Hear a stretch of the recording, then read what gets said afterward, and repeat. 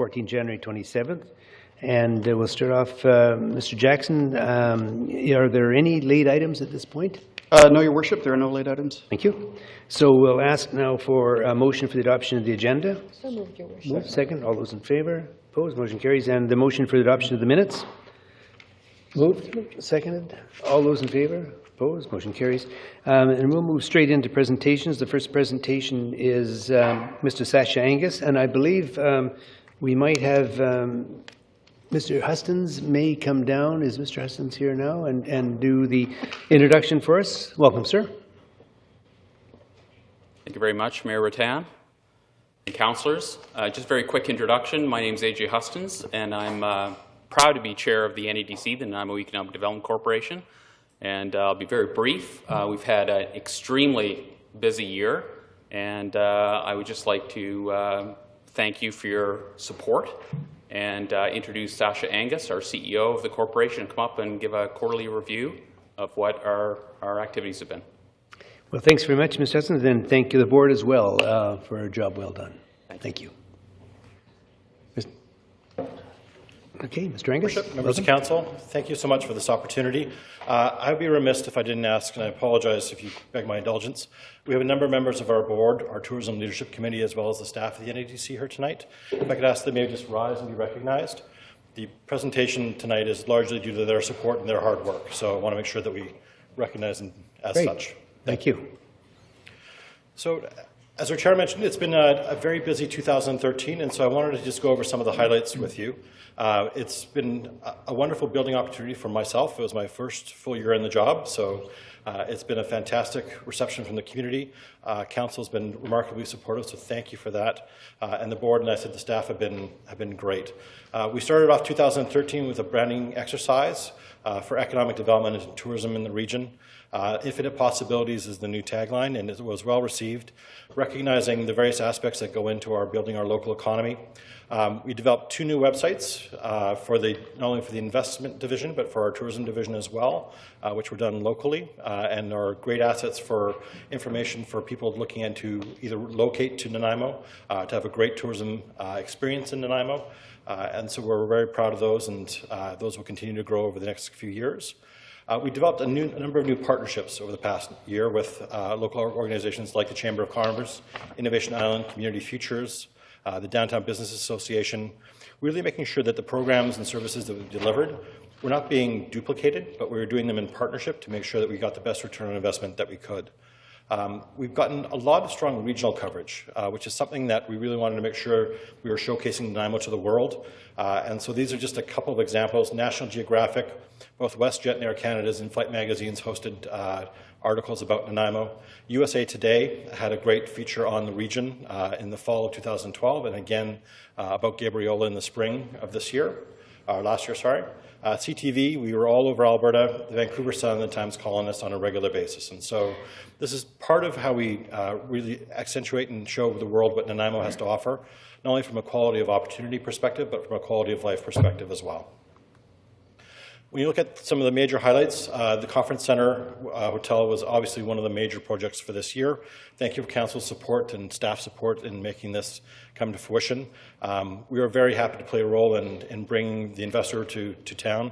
We think it's a wonderful opportunity not only to increase the capacity of our Conference Centre, but to bring 70,000 visitors to the community, which will have a lasting legacy as far as our retail and other businesses are concerned. Godzilla is going to hit the theaters in May, so get your tickets early. We are partnering with the North Vancouver Island Film Commission in film on this. We are responsible in the borders of Nanaimo for a lot of film activity, and they are a great partner. They're one of those partners I mentioned earlier that we do a lot of work with and that we have a strategic relationship with as well.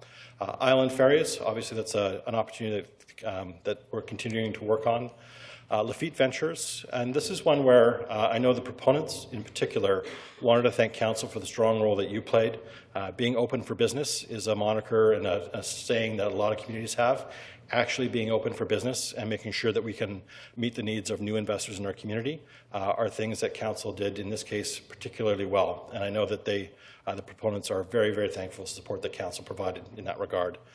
It's a $3 million investment, and there's going to be 40 household-sustaining jobs created in the coming months. So we're very, very happy about that. Just before Christmas, there was an announcement around the Divers Lake Technology Park. We played a role in helping facilitate the needs of Inukden Services. They're a world-class robotics company in Nanaimo.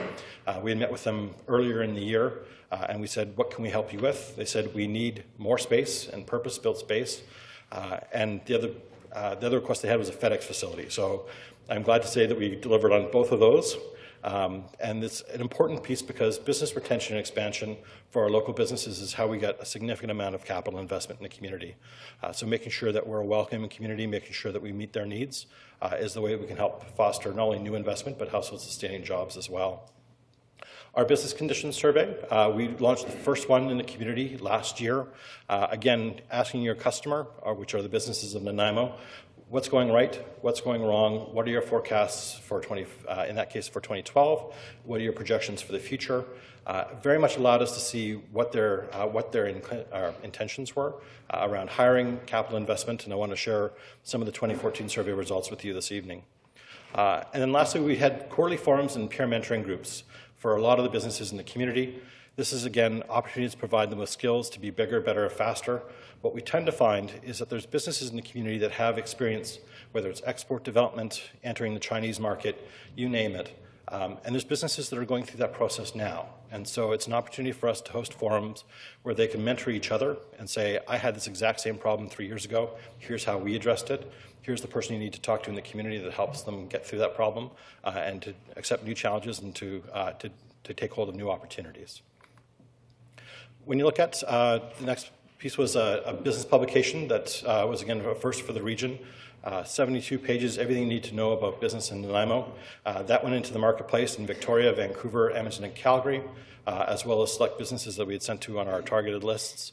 A wonderful reception, again, showing not only a great economic opportunity, but also the different facets of our community that support our quality of life and give you the real 1-2 punch as far as why you'd want to come to Nanaimo to invest in a business or establish a business, as well as have your employees come here as well. We've held a series of CEO roundtables over the course of the year, getting feedback from our major employers. Economic impact studies, we've conducted 3. First one that was announced or released was the arts and culture study that we had done, that we're happy to do in partnership with staff as well. We have one that's just being finalized now for the technology sector. I think it's going to be a welcome piece of information for the community.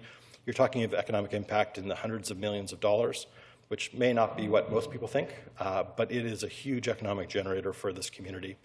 Our economic indicators and KPMG study were also released. We had the first annual Nanaimo Pub Summit. We're the only community in Canada to do this. And Pistachio, which is a technology firm in town, won it, went to Ireland, got to meet with investors and other businesses that have done great things for their business. They went from there to San Francisco and won the Evernote Developers Cup. And so just a great example of the types of technology businesses and entrepreneurs that we have to support in the community. This is not what you think it is. It's a GROW conference. It's another technology conference in Vancouver. Took over 12 businesses from the Mid-Island and had a wonderful opportunity for business development for them. We're working on a co-working space that will allow us to take entrepreneurs out of their basement, surround them with the resources that they need to be more successful and create new business.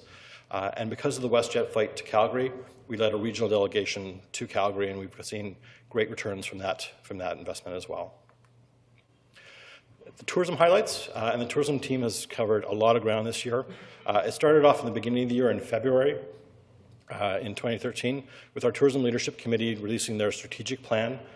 This was a 3-year vision for how we increase the amount of tourism in the community, how we look at how we attract new tourism opportunities to the region. And it was very well received, and I know the staff has been hard at work, as well as our Tourism Leadership Committee, in delivering on that. One of the pieces that was recognized was our key regions, being Vancouver Island, BC, Alberta, and the Pacific Northwest. And so we put a lot of resources into those markets over the past year.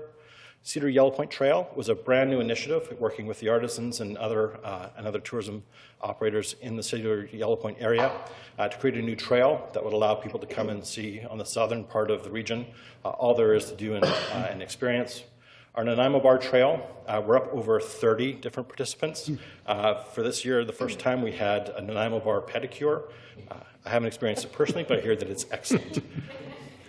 The sport tourism, we've been working closely with staff to help build on our sport tourism in the community. It's been a wonderful partnership over the past year with NEDC staff and city staff to help solicit new bids and new events to the community. One of them being the Century Flying Club, which will be joining us in the first 2 weeks of July. Over 100 people from across the country all will bring their planes into the community, staying for over a week. And you can imagine if you have your own plane, you're probably not hard off. And so we think it's going to be a great economic injection into the community. Our Tourism Development Fund was one of the initiatives that the Tourism Leadership Committee asked us to undertake. That allows us to provide seed funding and initial funding for new tourism experiences.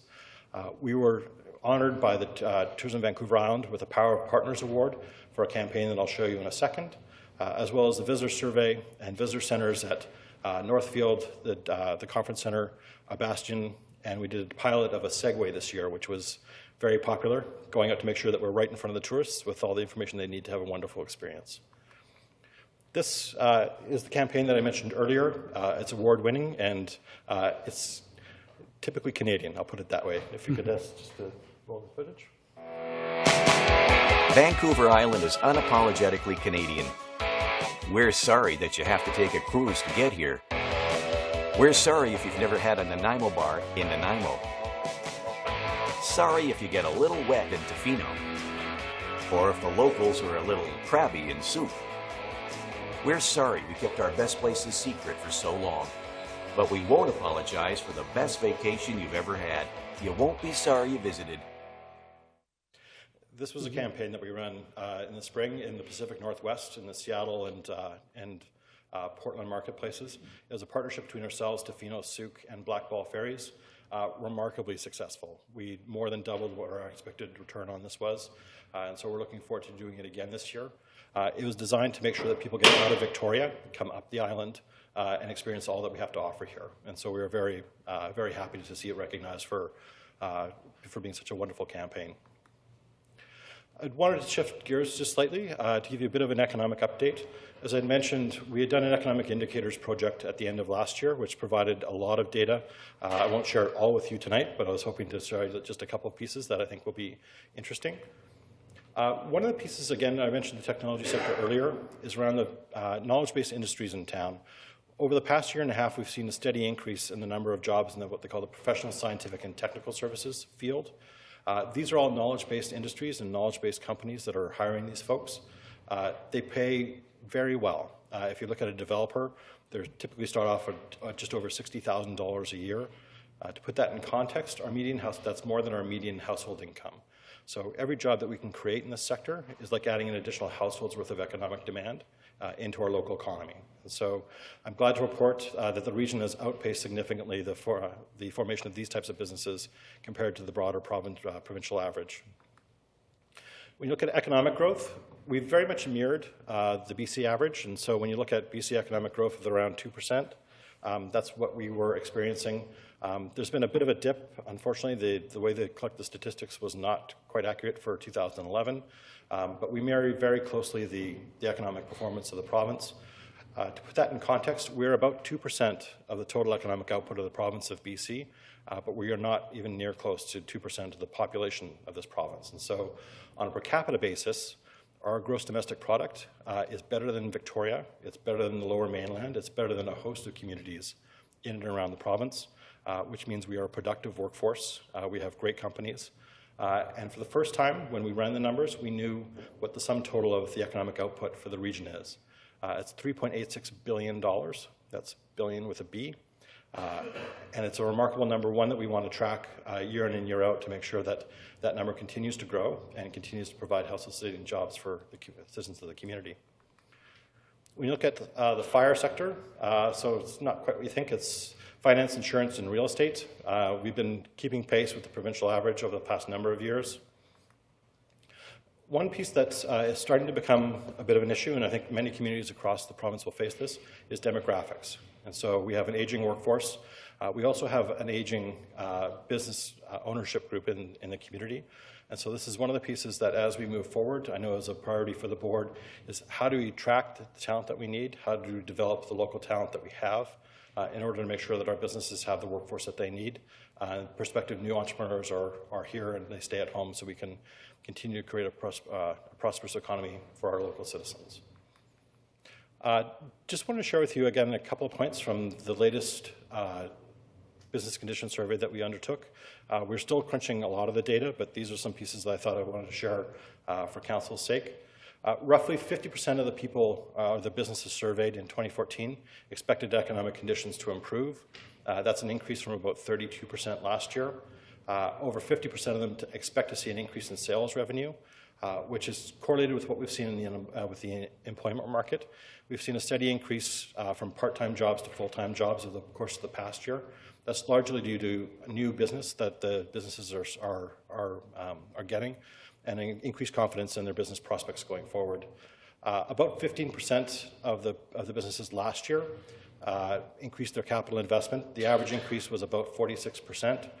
For 2014, roughly the same number will be increasing their capital investment, but the average increase is over close to 120%.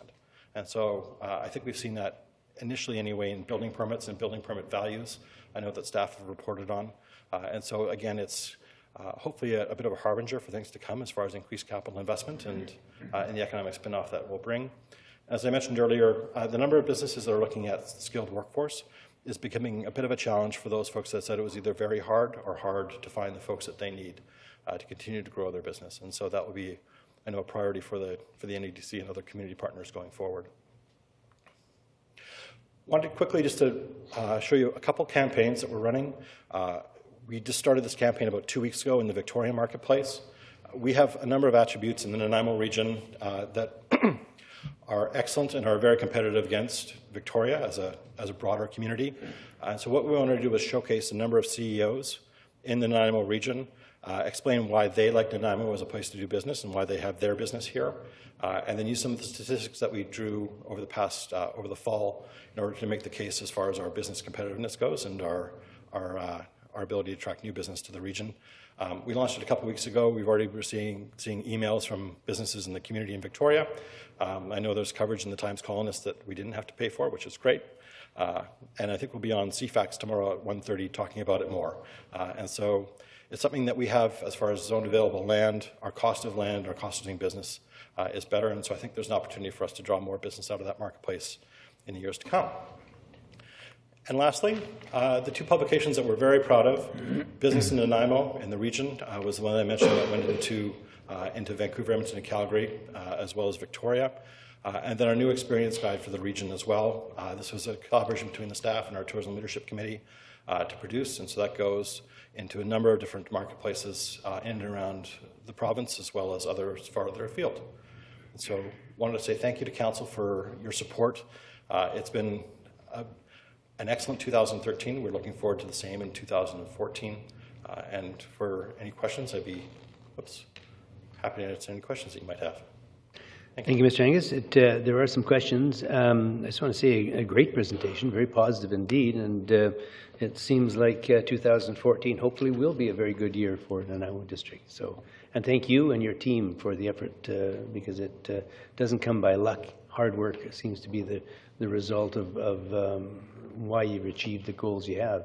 Councillor Patchy. Thank you, Worship. Thank you, Mr. Angus, very much. Could you elaborate a little bit on the challenge of skilled labor? What does that exactly mean? Are we talking trades? Are you talking specific disciplines? And what are you doing about it? Sure. And this is, it varies from sector to sector. I know over the past year or so in the trade sector that hasn't been as much of a concern. The technology sector, as I mentioned earlier, has become very acute. And so when you look at marketplaces like Victoria and Vancouver, we really need to showcase for prospective employees not only what the quality of opportunity is, but the quality of life as well. And so we've worked directly with the businesses, providing publications like Business in Nanaimo that will not only allow them to attract new business, but to make the case for employees to come here. Typically what happens is that if a person has a business or an employment opportunity in Nanaimo, they may look around and say, well, in 9 months' time, if this doesn't work out, what do I do? And so to showcase the community and all the different opportunities is one of the things that we do to help those businesses attract new talent. We did a whole series in the Vancouver Sun last October talking about the economic opportunities around Nanaimo. That was all earned media and stories that we had pushed to the lower mainland to show people that you can come to Nanaimo, again, have a great quality of opportunity and a fantastic quality of life. We have a follow-up. It's my understanding that nationwide there is a trades challenge. So when you say that's not so much the case here, why would that be?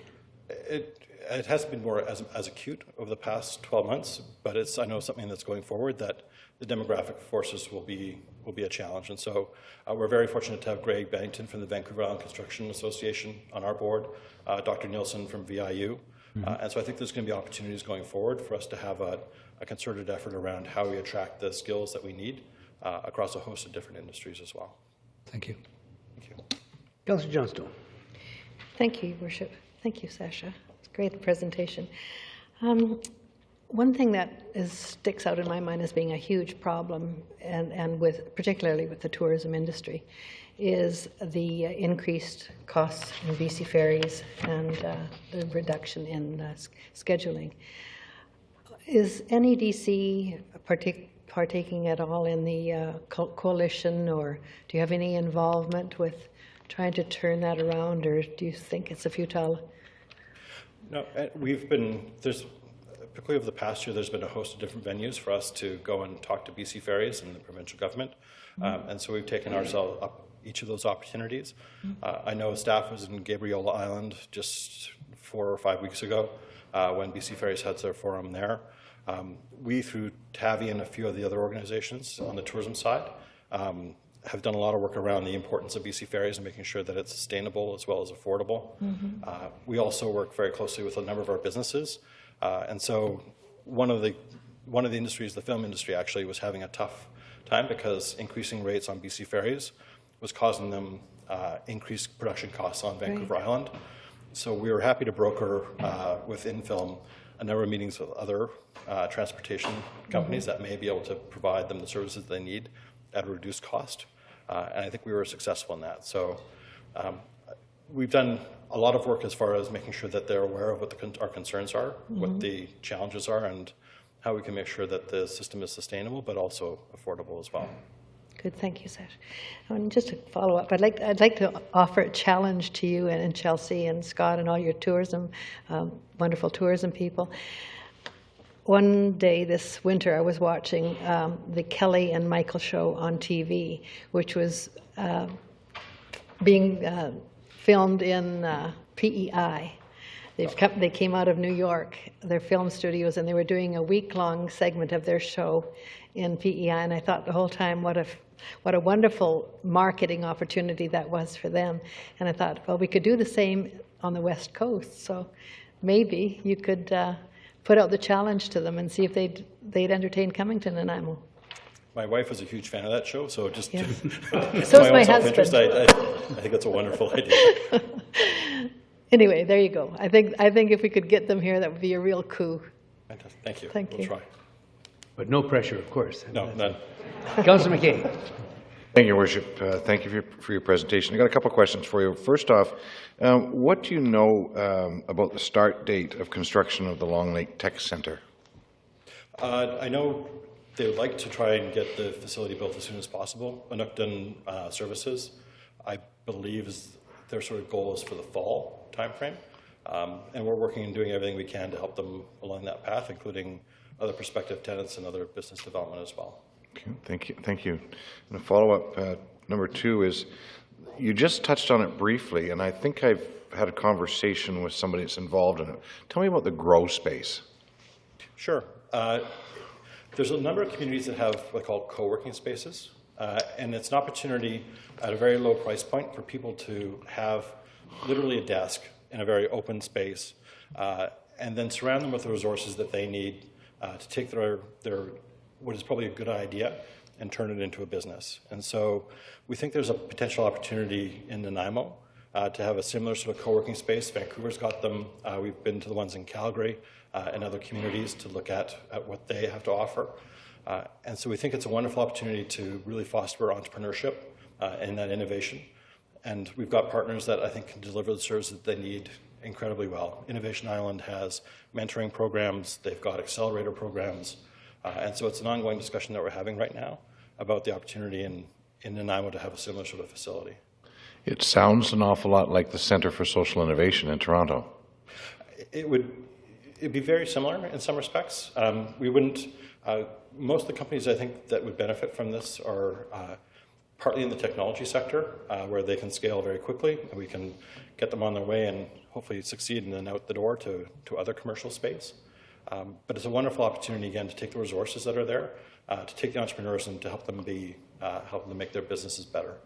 Well, I would suggest that you and your guidance of that group that's heading that up take a long look at CSI, and not only is it a good success story based on its model, but also its financial model and how they raise funds to build the facilities. It's really quite intriguing. Thank you. I'll definitely do that. Thank you. Okay, I see no further questions. Thank you very much, Mr. Angus, and I just want to say a big thank you again to you and the board. And every time I talk to NEDC, yourself and staff and all the board members, I'm always impressed by how motivated they are, and clearly the enthusiasm spreads. So well done, and we're looking forward to some fantastic 2014 results.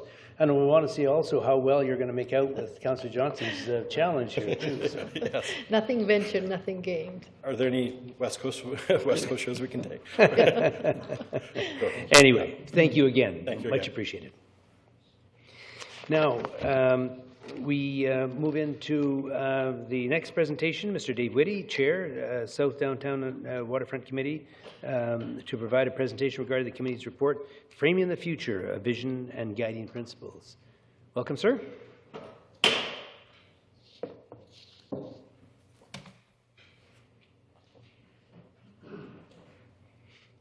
Thank you.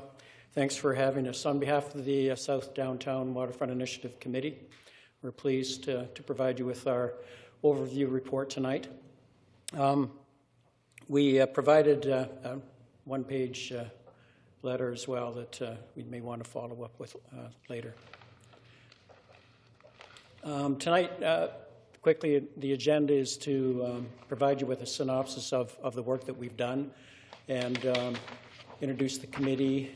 We have a letter of transmittal that we'd like to present to you because I think it really does summarize the work of the committee. I'll do a quick run through of the report and then we'll focus on the guiding principles at the end and have questions if that works. Great. First of all, the committee members, not all were able to come tonight, but a number are here, and Sasha Angus represented the Nanaimo Economic Development Corporation, Mike Davidson and Bernie Dumate as well from the Nanaimo Port Authority. And where there are two names, what happened is Bernie and Mike would attend one meeting or the other, and they alternated. Douglas Hardy from the South End Neighborhood Association, and they're here tonight, so if I call your name, please put up your hand. Doug Kelsix, he was vice chair, representing the community at large, and Sharuf, community at large member as well, and she's going to speak to the transmittal letter in a minute. Darren Moss is unable to come tonight, Downtown Nanaimo Business Improvement Association. Fred, Councillor Patchy, Nanaimo Advisory Planning Committee. And then Dennis Trudeau, yes, he deserves a pat, as all of them do, actually, yeah. Dennis Trudeau and Daniel Pierce representing the RDN, and then last myself as chair representing VIU. And then city support, we had great support, and we need to acknowledge Rebecca Tubbs, who was the admin support, did a great job in the minutes and keeping us on track, and certainly Chris Jackson as our staff liaison. Thank you very much, Chris, appreciate it. Anne, you're up.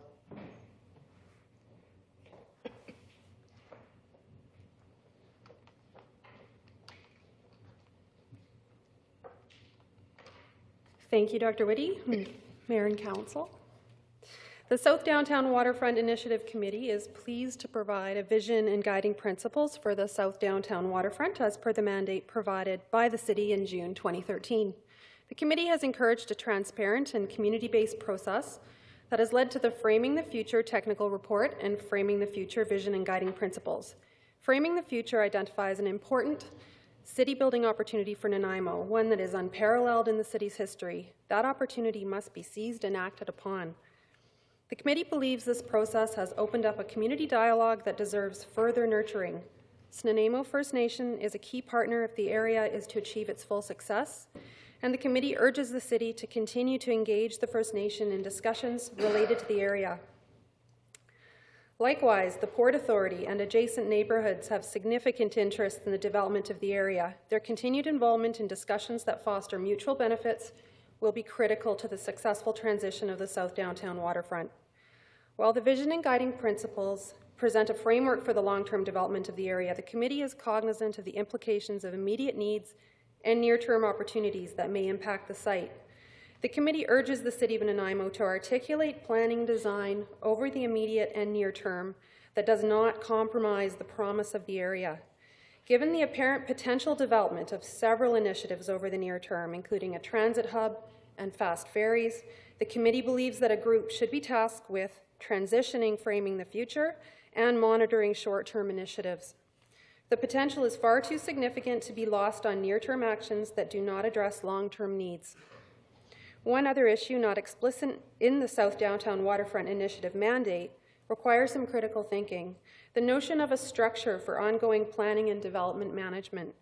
In many jurisdictions, a specifically mandated public development corporation has been created to implement the public policy of council or a group of like-minded stakeholders related to a special site.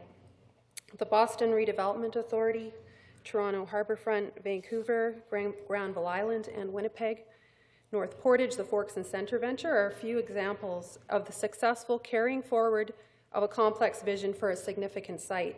The City of Nanaimo may wish to explore how a similar management structure that includes key partners like the Port Authority and Nanaimo First Nation could be created for the South Downtown Waterfront. The purpose of such an entity would be to provide a mechanism for implementing the redevelopment of the South Downtown Waterfront area through a combination of investments by the Development Corporation itself, the private sector, public agencies, institutions, and governments. By being somewhat at arm's length from the city, this entity could be more businesslike with its real estate assets, maximizing returns, seeking out business partnerships and funding, and managing its risks in the real estate marketplace, all in the context of higher order public policy measures. Lastly, the committee encourages the city to explore the development of a charter for the implementation of the vision and guiding principles. The charter could inform the work of the entity responsible for the planning and design of the development of the area. Cities such as Auckland, New Zealand, and Seattle, Washington have charters that might inform those discussions. Such a charter brings to bear notions of community ownership, expectations, and measurements. Such a charter could form the basis for a commitment to open, transparent decision-making and accountability. The committee members appreciate the support of the citizens of Nanaimo, city staff, and the stakeholders who willingly gave of their time and advice. It has been a privilege to help shape the future of such an important area of Nanaimo. Thank you very much. Thank you. Thanks, Sam. The purpose of the committee then, you well know, is to provide guidance to you and leadership in the development of a long-term vision and guiding principles for the study area.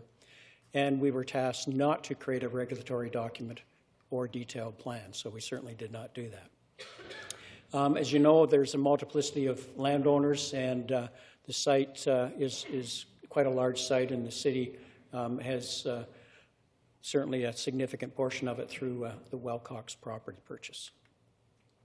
Some of the major activities that the committee undertook, and very quickly, we were formed in June. We've had 14 open meetings where we've had great attendance from members of the community who actually provided some good advice as we moved through the process. We reviewed relevant material and plans. We toured the study area. We had presentations by our stakeholders. We crafted framing principles at the front end, which is really helpful because they guided us as we undertook to engage with the community.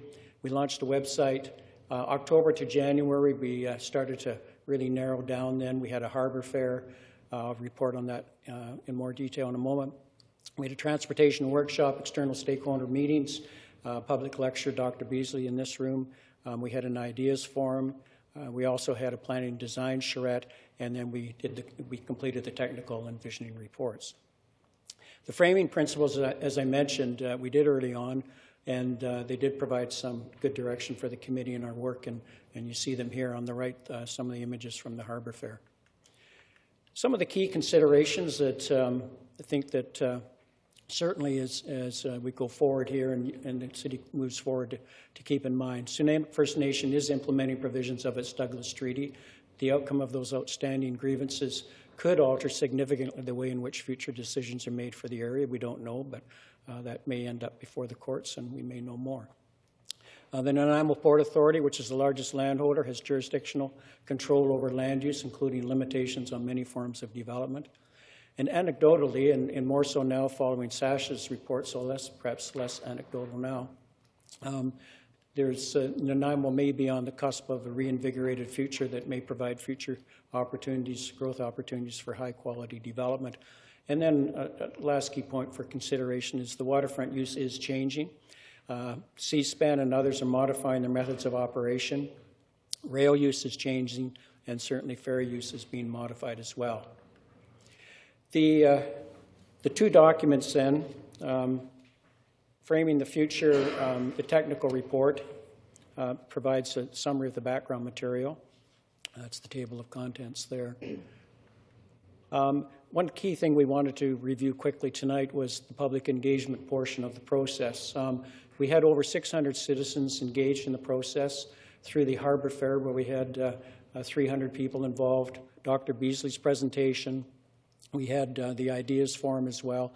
We were able to generate quite a bit of information for the committee. So at the ideas fair, what did we hear? So there was an extensive survey. We're just capturing some of the highlights, as you can see there. We also had an ideas board where we had basically two portions to it. One was my working harbor includes, and people could put up stickies. The other board had my waterfront includes, again, they could put up stickies. And these words capture the majority of sticky notes that, and there were lots of them. So you can see there's commonality weaving through here, and that really helped frame the committee's work. The Ideas Forum was a World Cafe format. Dr. Pam Shaw from VIU was instrumental in facilitating that. So we had is it 7 tables or 8? 2, 4, 6, 7. 7 tables, because the wild card one. And so these were theme tables, and people could move around them and spend about 15, 20 minutes at each. These are the key findings. So again, you see the commonality: providing access to the waterfront, promoting mixed use, strong links within and in the site and to the rest of Nanaimo, ensuring better transportation and connections and through a transportation hub, promoting public open space, and promoting a mix of employment opportunities. Lots of commonality wove through the surveys and the ideas forum as well. We also held a charrette. It consisted of our committee members, the consultants, City Spaces, and Goder Associates from Nanaimo, our stakeholders. So we had First Capital, Anna Kraft from First Capital, Caroline Land from Canadian Pacific Railway, Bob Lingwood from Island Ferries, and John Lucas from C-SPAN. And then we had members of the public, and Greg and John and Barbara and Helen, some of them are here, Christine, Tim, Brent, Rob, Kim, and Megan were really, really helpful. And I think certainly if you ask them, they enjoyed the 2.5 hard days that we had in the process. The purpose of the charrette was to explore possibilities. And we, in the technical report, there's quite a bit of detail, as you know, on the charrette. Just to capture the essence of it tonight, there were four tables, 4 groups, 4 rooms who explored common themes and building on the work that and feedback we got from the community. So we had a whole background presentation on that and from stakeholders before we launched the charrette itself.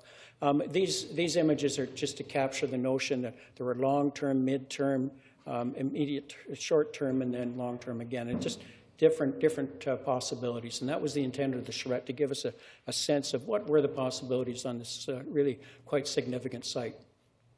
Some of the themes then that came out, so this is a summary of what we found from those 4 groups: access and connection. So adjacent neighborhoods and existing development should be carefully connected to reduce truck traffic and encourage pedestrian connections to the waterfront and new development and amenities. Front Street should be the principal connection into the site. Another part of the common themes from the charrette: evolving working harbor. Since the harbor has evolved over time and will continue to evolve, future use should recognize that fact and promote activity that is innovative and complementary to residential use. Other themes under ecological restoration: design and development should be environmentally restorative, socially diverse, and economically regenerative, and onshore and offshore should be environmentally restored. And then under cultural and social considerations, the groups identified that Sunamic have a long, since time immemorial history with the area, and their associated rights and cultural traditions should inform future development considerations. And then lastly, the area should be culturally and socially diverse neighborhood. Oh, and high-quality development. Complementary land uses within the site and beyond should be promoted. High-quality, enduring urban design should celebrate the site, its context, and Nanaimo's heritage. And then mixed-use development should be promoted to create a complete community. Let's talk a little bit about the vision and guiding principles. So one of the things, what we did is we ended up breaking into 5 broad themes for the guiding principles. So connectivity, working harbor, ecological stewardship, land use, culture, and social considerations. And those notions, and would be more specific when we get to the principles themselves. But and you can see how they've transitioned out of the conversation with the community through the charrette and now into the principles. So you can see this connection. It's very deliberate and very purposeful in building on the feedback from the community. But there are some challenges. And in the transmittal letter that Anne spoke to address some of those. So it's one thing to have words on paper. It's another clearly to put words into action. And so we're asking council to really give this very serious consideration. It's the committee's view that this is the most significant development site it will have in our lifetime.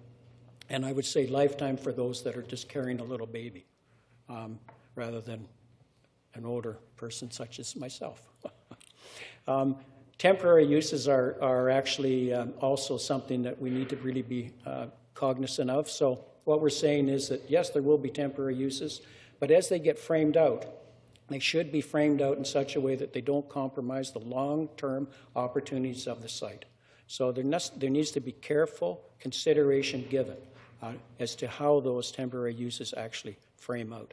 And then lastly, it really does require a long-term commitment, well beyond this council and beyond councils to follow. This is a long-term 40 or 50-year horizon that we're dealing with here.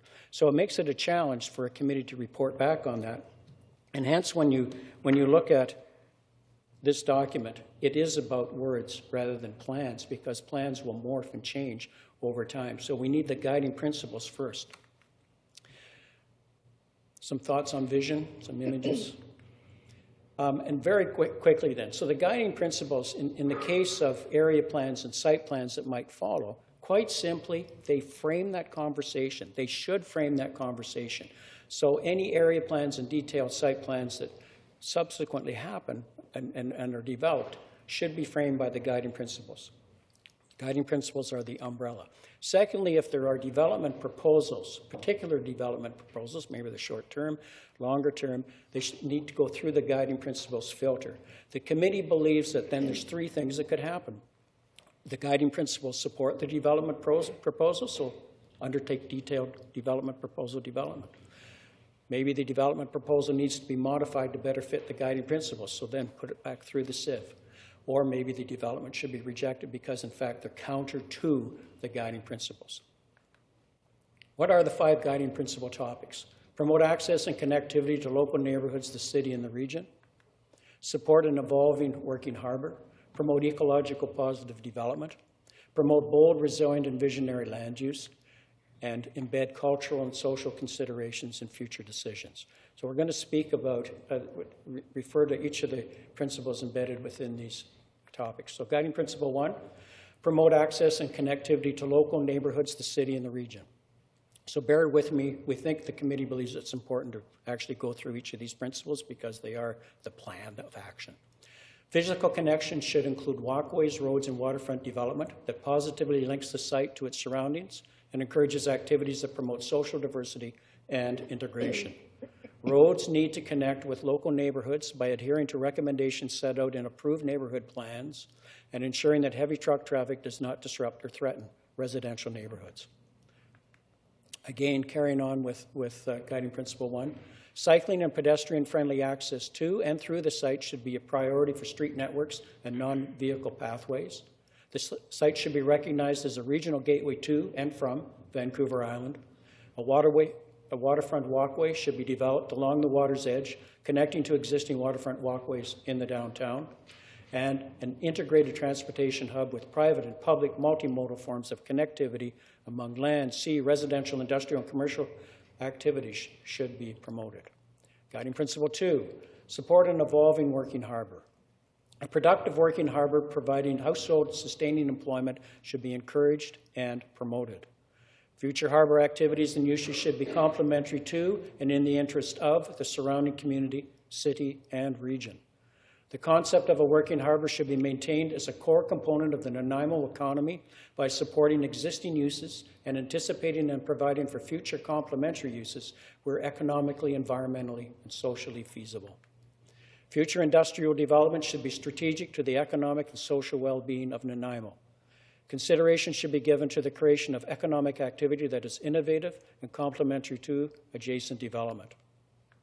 Principle 3, promote ecological positive development. Design and development should create a waterfront neighborhood that is environmentally restorative, socially diverse, and economically regenerative. Opportunities to restore marine and estuarine functions along the shoreline and further increase the waterfront's resilience to climate change impacts should be actively pursued. Both on and offshore waterfront areas should be managed so that environmental restoration is achieved over time. Stewardship of cultural, human, and natural resources should be a central tenet for future development considerations. Carrying on with principle 3, leading smart practices that require self-contained energy, waste, and water management systems and respond to rising sea levels and other climate change effects should be considered and promoted so the waterfront becomes an example of advanced green technology and adaptation to climate change. Parks and natural areas should serve not only an aesthetic or recreational purpose, but contribute ecological benefits such as purifying air and water through low-impact development approaches that provide habitat and enhance the energy performance of buildings. Principle 4, promote bold, resilient, and visionary land use. Integrating complementary land uses within the site and beyond will be essential to the creation of a cohesive and vibrant community. High-quality, authentic, carefully articulated, enduring, and robust urban design that celebrates the site, its context, and Nanaimo's heritage should frame all development decisions. An emphasis on urban design that contributes to a sense of place for all citizens should be a central planning and design theme for the site. The scale and massing of development should be respectful of existing neighborhoods by generally limiting building heights to 4 to 6 stories and ensuring that valued view sheds of the estuary islands and Salish Sea are considered. Principle 4, carried on. If and after careful consideration buildings greater than 6 stories are deemed appropriate, such buildings should engage with the street in an active and sympathetic way. The promotion of flexible, enduring spaces and buildings that can adapt over time to land use evolution and climate change should be an important consideration for land use approvals. Consideration should be given to the promotion of a land use mix that attracts the largest number of people and jobs to the area. Principle 5, embed cultural and social considerations in future decisions. The Snuneymuxw have a long history with and connection to the area. Their associated rights and cultural traditions should inform future development. The importance of waterfront to the Snuneymuxw should be recognized, including the development of a public art program, place name designations, and open space locations. Accessible, safe, and welcoming neighborhoods that offset diverse and attractive facilities, services, and activities should be encouraged throughout the area. And public waterfront access and engaging public spaces that celebrate Nanaimo's heritage should be integrated into land use planning and development decisions. And lastly, cultural rich development should be promoted to strengthen the relationship between South Downtown waterfront activities and the broader community. Thank you. Great. Thank you very much. You know, I just want to say, Dr. Whitty, that I know you put in a tremendous amount of time, as the entire All the board. committee. And the committee did it well, but you led it, so you have to assume some responsibility for doing that.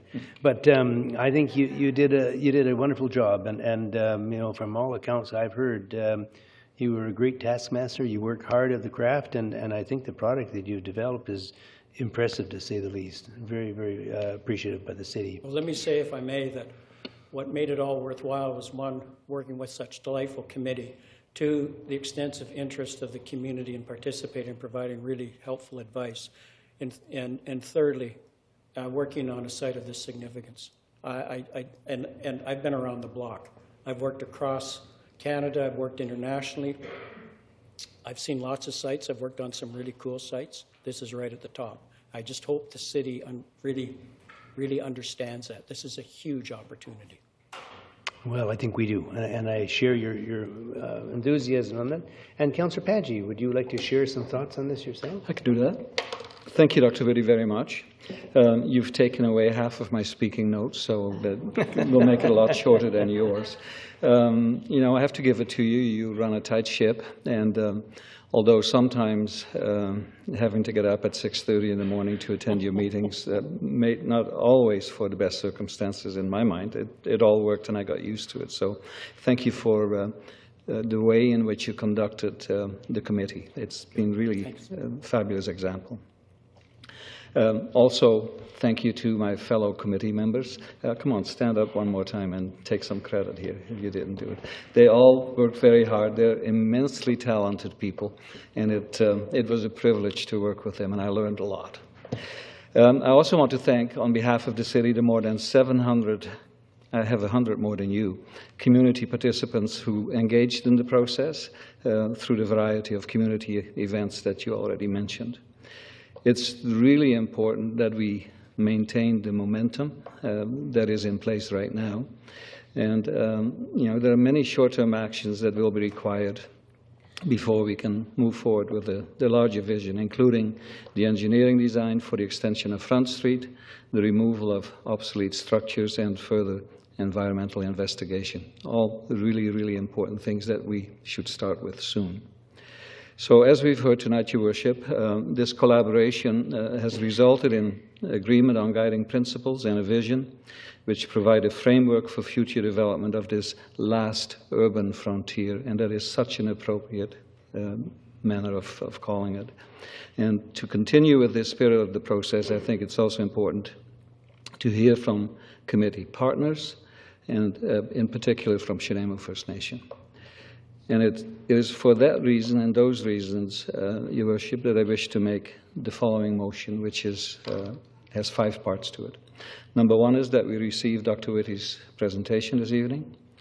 Number 2 is that we request that the committee continue with outreach by providing similar presentations to other partners, especially the Regional District of Nanaimo and the Nanaimo Port Authority. Number 3, that we request that the committee continue seeking opportunity to provide Chenemo First Nations Chief and Council with a presentation. And number 4, request that the committee then return to Council in March to provide a full and complete presentation of their work, in addition to commenting on the partner presentation outreach. And finally, in number 5, Your Worship, that we direct staff to return to this Council with cost estimates on planning and design of an integrated transportation hub, including transit, intercity buses, ferries and trains, in a manner that is consistent with the vision and the guiding principles, and that we suggest to the Regional District of Nanaimo staff that an ad hoc committee be formed to discuss design and cost sharing. and I so move. Second motion. Move and second.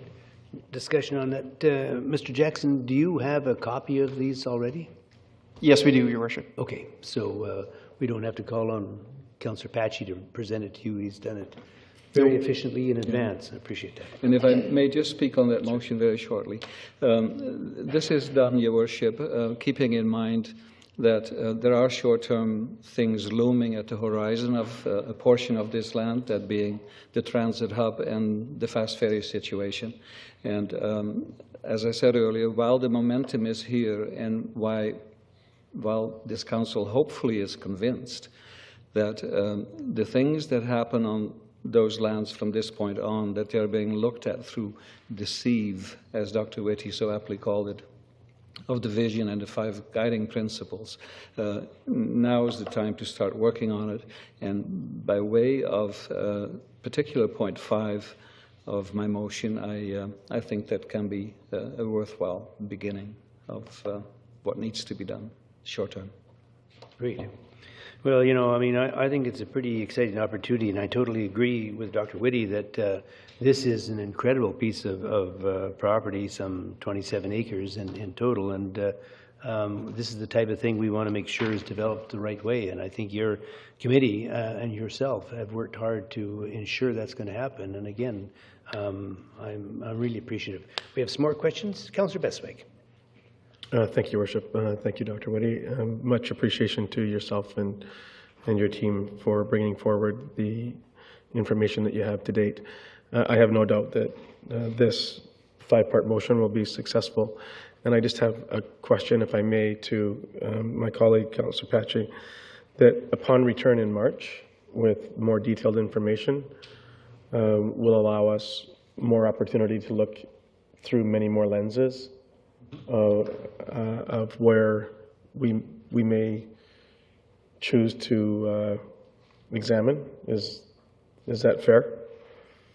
Well, the first reason for suggesting that Dr. Whitty comes back with a complete and full report at the March the 3rd Committee of the Whole meeting is twofold. First of all, it will have given you a lot of time, hopefully, to digest both the framing and the vision and the principles, so that you are more familiar with it. It then will have the added benefit that hopefully before that time the committee will have been allowed to visit the regional district of Nanaimo with a presentation, as well as the board of the Nanaimo Port Authority. And I want to add on to that there is this fervent hope on the part of the committee, and I hope this council as well, that the Chief and Council of Chenemo First Nation will permit a similar presentation to themselves, because it goes without saying they have to be part of it, and conversations have to take place. And so the March thing is to give you time to learn about it, to ask questions in depth that you have, and hopefully be then convinced that there are short-term things that are coming our way, and that we have to be very careful when we consider that, if for no other reason that we should not be doing anything short-term that messes us up 20, 30, 40 years down the road. So that's my answer. Thank you. Perfect explanation. And I was just hopeful that the 40 to 50-year plan turns into maybe 20 to 30. That's all I just. Thank you. I might just add that today, Councillor Patchy, a letter was sent under my signature to Chief Douglas White and the incoming Chief John Wesley, inviting them to hear a presentation. So immediately we hear back from them and establish a date, we'll certainly do that. Councillor McKay. Thank you, Your Worship. Can you repeat point 5, please? Please. Okay, I understand this is the first time we've ever heard this. Point 5, direct staff to return to Council with cost estimates on planning and design of an integrated transportation hub, including transit, intercity buses, ferries, and trains, in a manner that is consistent with the vision and the guiding principles, and to suggest to the Regional District of Nanaimo staff that an ad hoc committee be formed to discuss design and cost sharing. The reason why that is framed like that, like this, Councillor McKay, is that, as you know, the city paid, what was it, $3.6 million for the Wilcox property, with the understanding that up to $2 million of that would be returned to the city by the regional district if and when a transportation hub comes to fruition. And so, first of all, we need to protect that agreement. Secondly, it goes without saying that transit is a regional district function. And from where we sit, the sooner we get to talk to the regional district about that particular aspect alone, the better it is. Got to start somewhere. Thank you. So if that's what we're voting on, as I understand, forever, speak now or forever hold your peace, because that's what I'm understanding I'm voting on. You are. Thank you. Okay, I see no further questions or comments from the council, so it's been moved and seconded. All those in favor? Opposed? It's carried unanimously. Thank you very much. Thank you, Dr. Whitty, and thank you, Councillor Patchy, and the entire committee that worked so hard for this. Now, if I can, Mr. Jackson. Mr. Jackson. What's that? Hey, wait a minute. That's the whole committee gone? Can I just ask Mr. Jackson, sorry, that we have a presentation coming up quite a ways into the item 9 on the community services there, the internet-based public crime mapping, and we have the OIC here with us for Nanaimo Detachment, Mr. Al O'Donnell, and I just wondered, is there a way to accelerate this into the program? Can we advance it, or should we go through the program? Because It's at the pleasure of council, Your Worship, if you wish to move it. I know Mr. O'Donnell is a very patient guy and would really like to wait to the end. No? Anyway, so I would like to suggest that we move it forward. I would be happy to move that we move 9A, internet-based public crime mapping. Okay, on the assumption, so all those in favor? Opposed? Motion carries. And I assume, Mr. O'Donnell, you're operational now, are you? So if you'd like to come forward and make your presentation.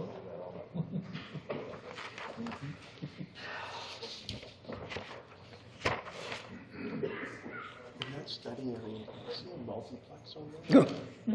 I missed it.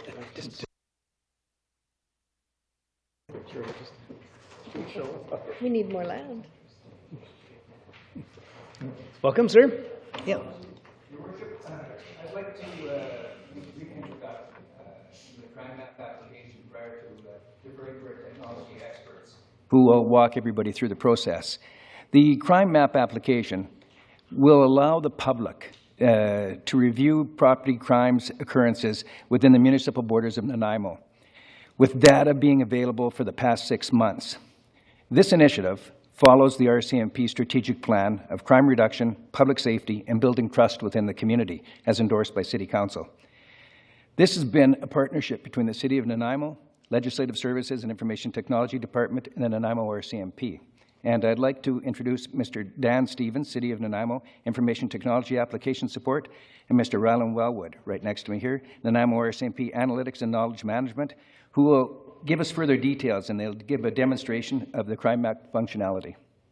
Thank you. Great.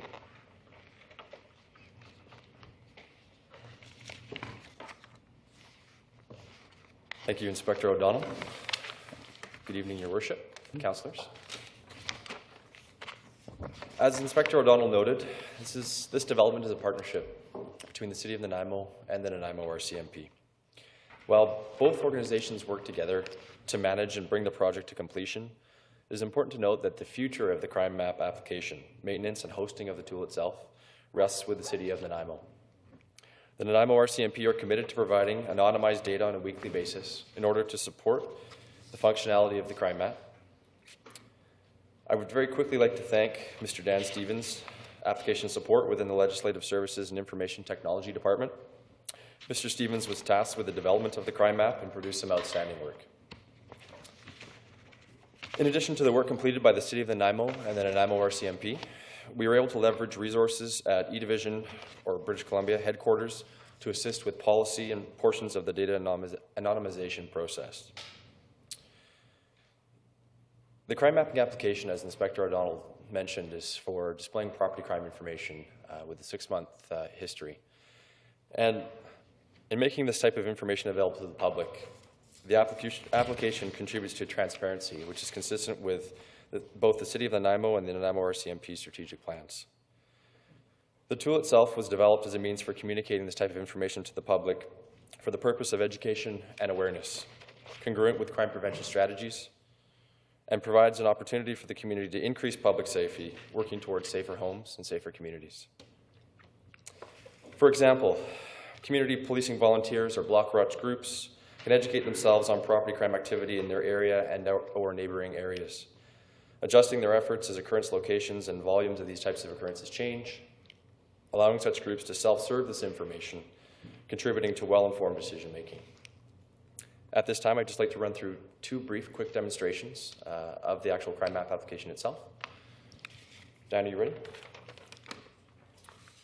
Begin with a basic view of the crime map application as hosted on the City of Nanaimo's website. We're showing all occurrences within the past 2 weeks by default. Shown on as we zoom in, we can look at occurrences in different areas of the community, and we'll see both icons and numbers appearing on the map itself. You're able to click on any of the occurrences and receive some basic details about it. You'll see at the top left, we have anonymized to the 100 block the address of the occurrence. And on the map itself, the occurrence is anonymized to the midpoint or the intersection of that same 100 block. We talk about the neighborhood and note which neighborhood it occurred in. We look at the crime type or the occurrence type itself. This one is mischief under $5,000. We display the reported date and the reported time for the occurrence, as well as the file number. Also included in that pop-up bubble are a link, permanent link to the occurrence itself. One is able to capture that link neither for sharing via email, social media, and other methods with other individuals. And the second link found in the box is to submit a Crime Stoppers tip directly. And we've tied this into a form which allows individuals to submit information to the Crime Stoppers program for follow-up and furtherance. We'll zoom back out to our original view and move on to a little bit more of an advanced demonstration of the filters available within the crime map. Within the property crime occurrences themselves, you're able to search via date range, the crime type or the occurrence type, as well as the neighborhoods. We'll now move from looking at all property crime occurrences within the last 2-week period to looking at break and enter occurrences within approximately a 3-month period. And we'll start specifically looking in the neighborhood labeled on the map as Rutherford.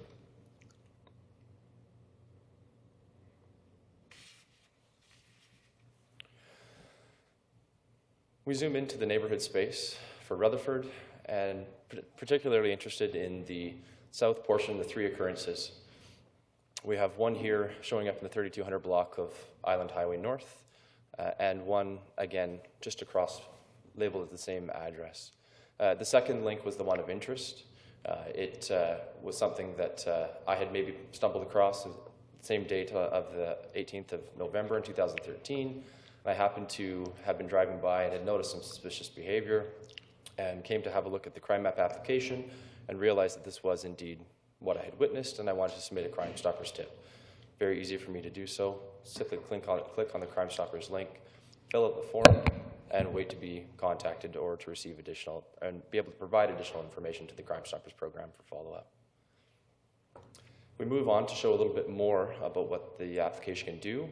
We'll change from the Rutherford neighborhood over to the North Slope neighborhood. We'll notice that there's only 2 occurrences in this time frame in this neighborhood for break and enters. Turned off the neighborhood boundaries. We're looking just at the Google Map view. And notice that we can also look at the satellite view within Google Maps, and not just the map view itself. We switch back to the map view. It is also possible to look at Google Street View.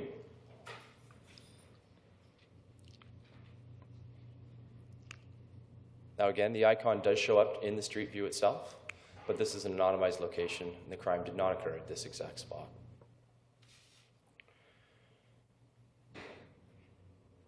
If you again look at the pop-up box for one of the occurrences, we'll notice the permanent link. I'll have Dan show that again.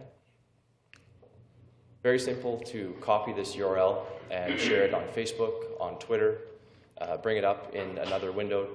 It'll bring us right back exactly to what we were looking at in our view of the map.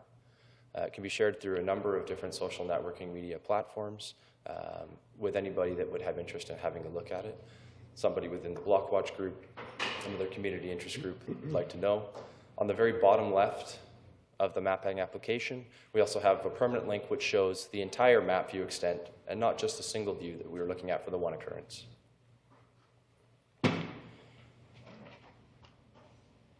Dan has assured me that we may be able to have a look at Google Earth.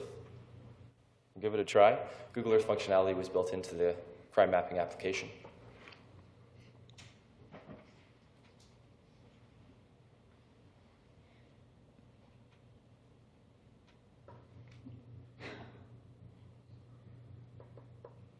Google Earth, very popular technology, very widely used these days, allows the user to move in and look at different aspects of what that application can provide.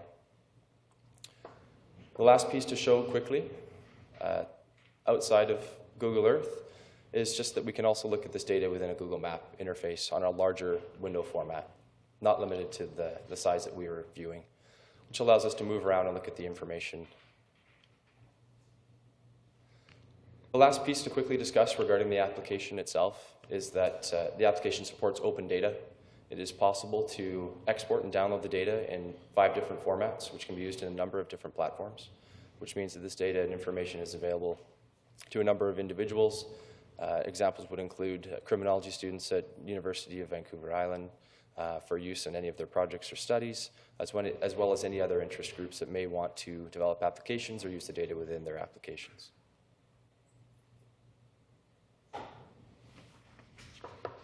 That's it. If Your Worship or the councillors have any questions, I'd be happy to answer. Councillor Batchy. Thank you, Worship. I'm not sure this is a fair question for me to ask you, so I'll go to Inspector McDonald. Sure. Look at this map and pretend you're in Alberta and you're considering moving to Nanaimo. You're going to think, I sure as heck am not going to move to that neighborhood because all the stuff's happening there. Who benefits? No, that's an easy. Remember, this is only a snapshot. It moves, and it's given in time. It's only going 6 months, and to be realistic, I mean, crime everywhere is just. It's real. It happens everywhere. It happens on every street. There's no particular neighborhood here who is exempt of break-and-enters or car thefts or stolen cars. They're all equally affected by that. What happens on here is sometimes occasionally is there can be incidences or occurrences that quite a few might appear in a particular neighborhood at a given time. But it's just a snapshot in that time. If you looked at that again, at a given time, there would be very few in there because the police would recognize that to be an area, as the people would recognize that, and we'd do things to reduce that particular crime in those areas. So these do change, and they do shift. And it's not always the same neighborhood with the same offenses in there. But granted, I see what you're saying. Would I look at that if I was moving into a neighborhood? I certainly would.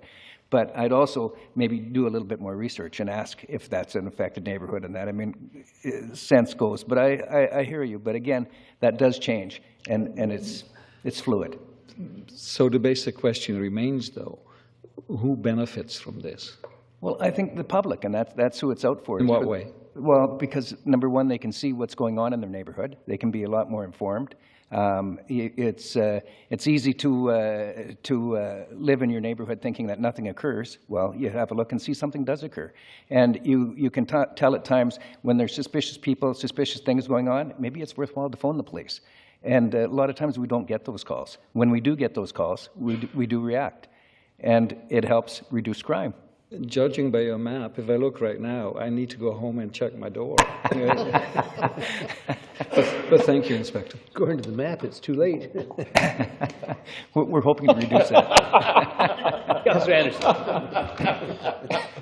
Thank you, Mr. Chair, and thank you for your presentation. I just have a couple of comments and a question as well. I just think it's great that we're moving in this direction in regards to looking at crime mapping and so on, and it'll help the public become more informed in regards to crimes that are occurring within their own neighborhoods and within the community as well. And I think having that type of education is a positive thing for our community. So one of the things that I was curious about, well, actually two questions, was one, how is the RCMP using this? And two, how are you going to try and limit geographic profiling, for example?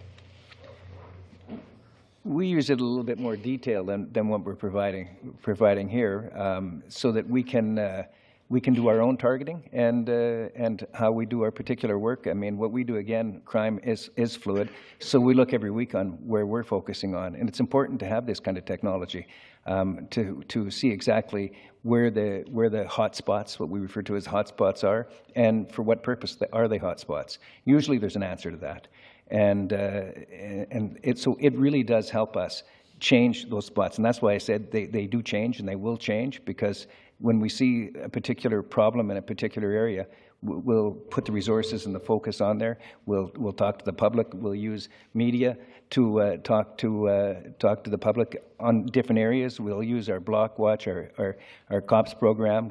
So there's a lot of different avenues and tools that we have to try to make those changes. So. Did I answer? Thank you for that, and I think that's great, because I think one of the things that we want to make sure is that we're putting crime resources for crime prevention in the appropriate places, but at the same time, the statistics may be over-representing perhaps one serial individual who's continuing to do these break-and-enters and so on. So I think that's extremely important. So I just want to say overall it's great to see that we're moving forward and being more innovative with the technology here, and we've done e-town halls and now we're moving forward with this as well. So I think that's great to see, and good job. Thank you. Councillor Bestwick. Thank you, Worship. Thank you, Ryland, and thank you, Inspector O'Donnell. Terrific information. Is it fair and or reasonable for me to assume that we may advance this not just to property crime, but, for example, accidents in intersections that would identify for folks where the accidents occur, and different applications? Is this a first step in a process? This is a first step. We certainly wanted to see how it was received at City Council, and we want to see how the public receives it. Could we advance that? Absolutely. There's probably nothing that's reported that we couldn't show on a map. We use it for that purpose, to see what's going on. So yes, it's first step. Excellent. Thank you. One more, Your Worship, if I may. The Crime Stopper report that a person could fill out, is it on an app that a person could do on their little personal device? And the second to that, is it reasonable to assume that it's still anonymous, like people can feel comfortable that it's in anonymity? I will defer to Constable O'Brien, who's our Crime Stoppers. The information is on an app for the Crime Stoppers, and it is anonymous, so it goes directly to our Crime Stopper site, and it's disseminated to our office. Thank you. I'm certainly hopeful that will help the jobs that you folks are tasked to do, and get information to you as quickly as possible. Thanks. Thank you. Councillor Johnstone. Thank you, Your Worship, to Inspector O'Donnell. I think this is a wonderful tool, but what I'm concerned about is that not everybody has availability, has the internet to count on. Is there going to be an opportunity to have this go in local media? I know it's updated on a monthly basis or a weekly basis, so it might be difficult.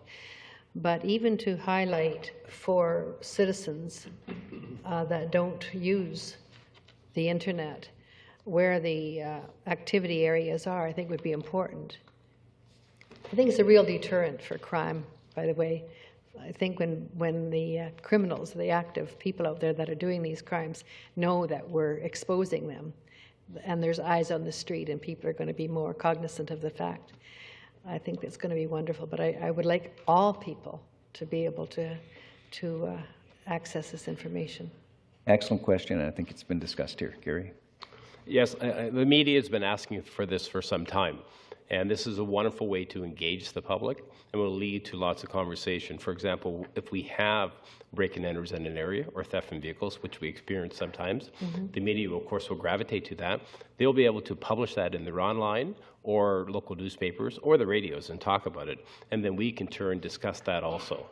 So they may not have access to the site, but the media can also explore that site for them.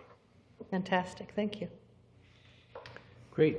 Well, I might just add, thank you very much, gentlemen. And you know, to Councillor Patchy's point before, you know, crime exists, and to pretend it doesn't is wrong. And I think it's nice to graphically see the areas. And to me, the impressive thing is that it's not really relegated to one area. I mean, it seems to be throughout the community and fairly evenly dispersed, which could be argued whether that's good or bad, but at least it doesn't make anyone moving to Nanaimo or anticipating moving here that feel that there's one area that's totally exempt from crime and another area that is heavily in a crime scene. So I think it does a great job, and I'd rather be proactive and know what the issues are than wait till after the fact. So thank you, Inspector O'Donnell, and the staff for coming. I think it's a very informative indeed.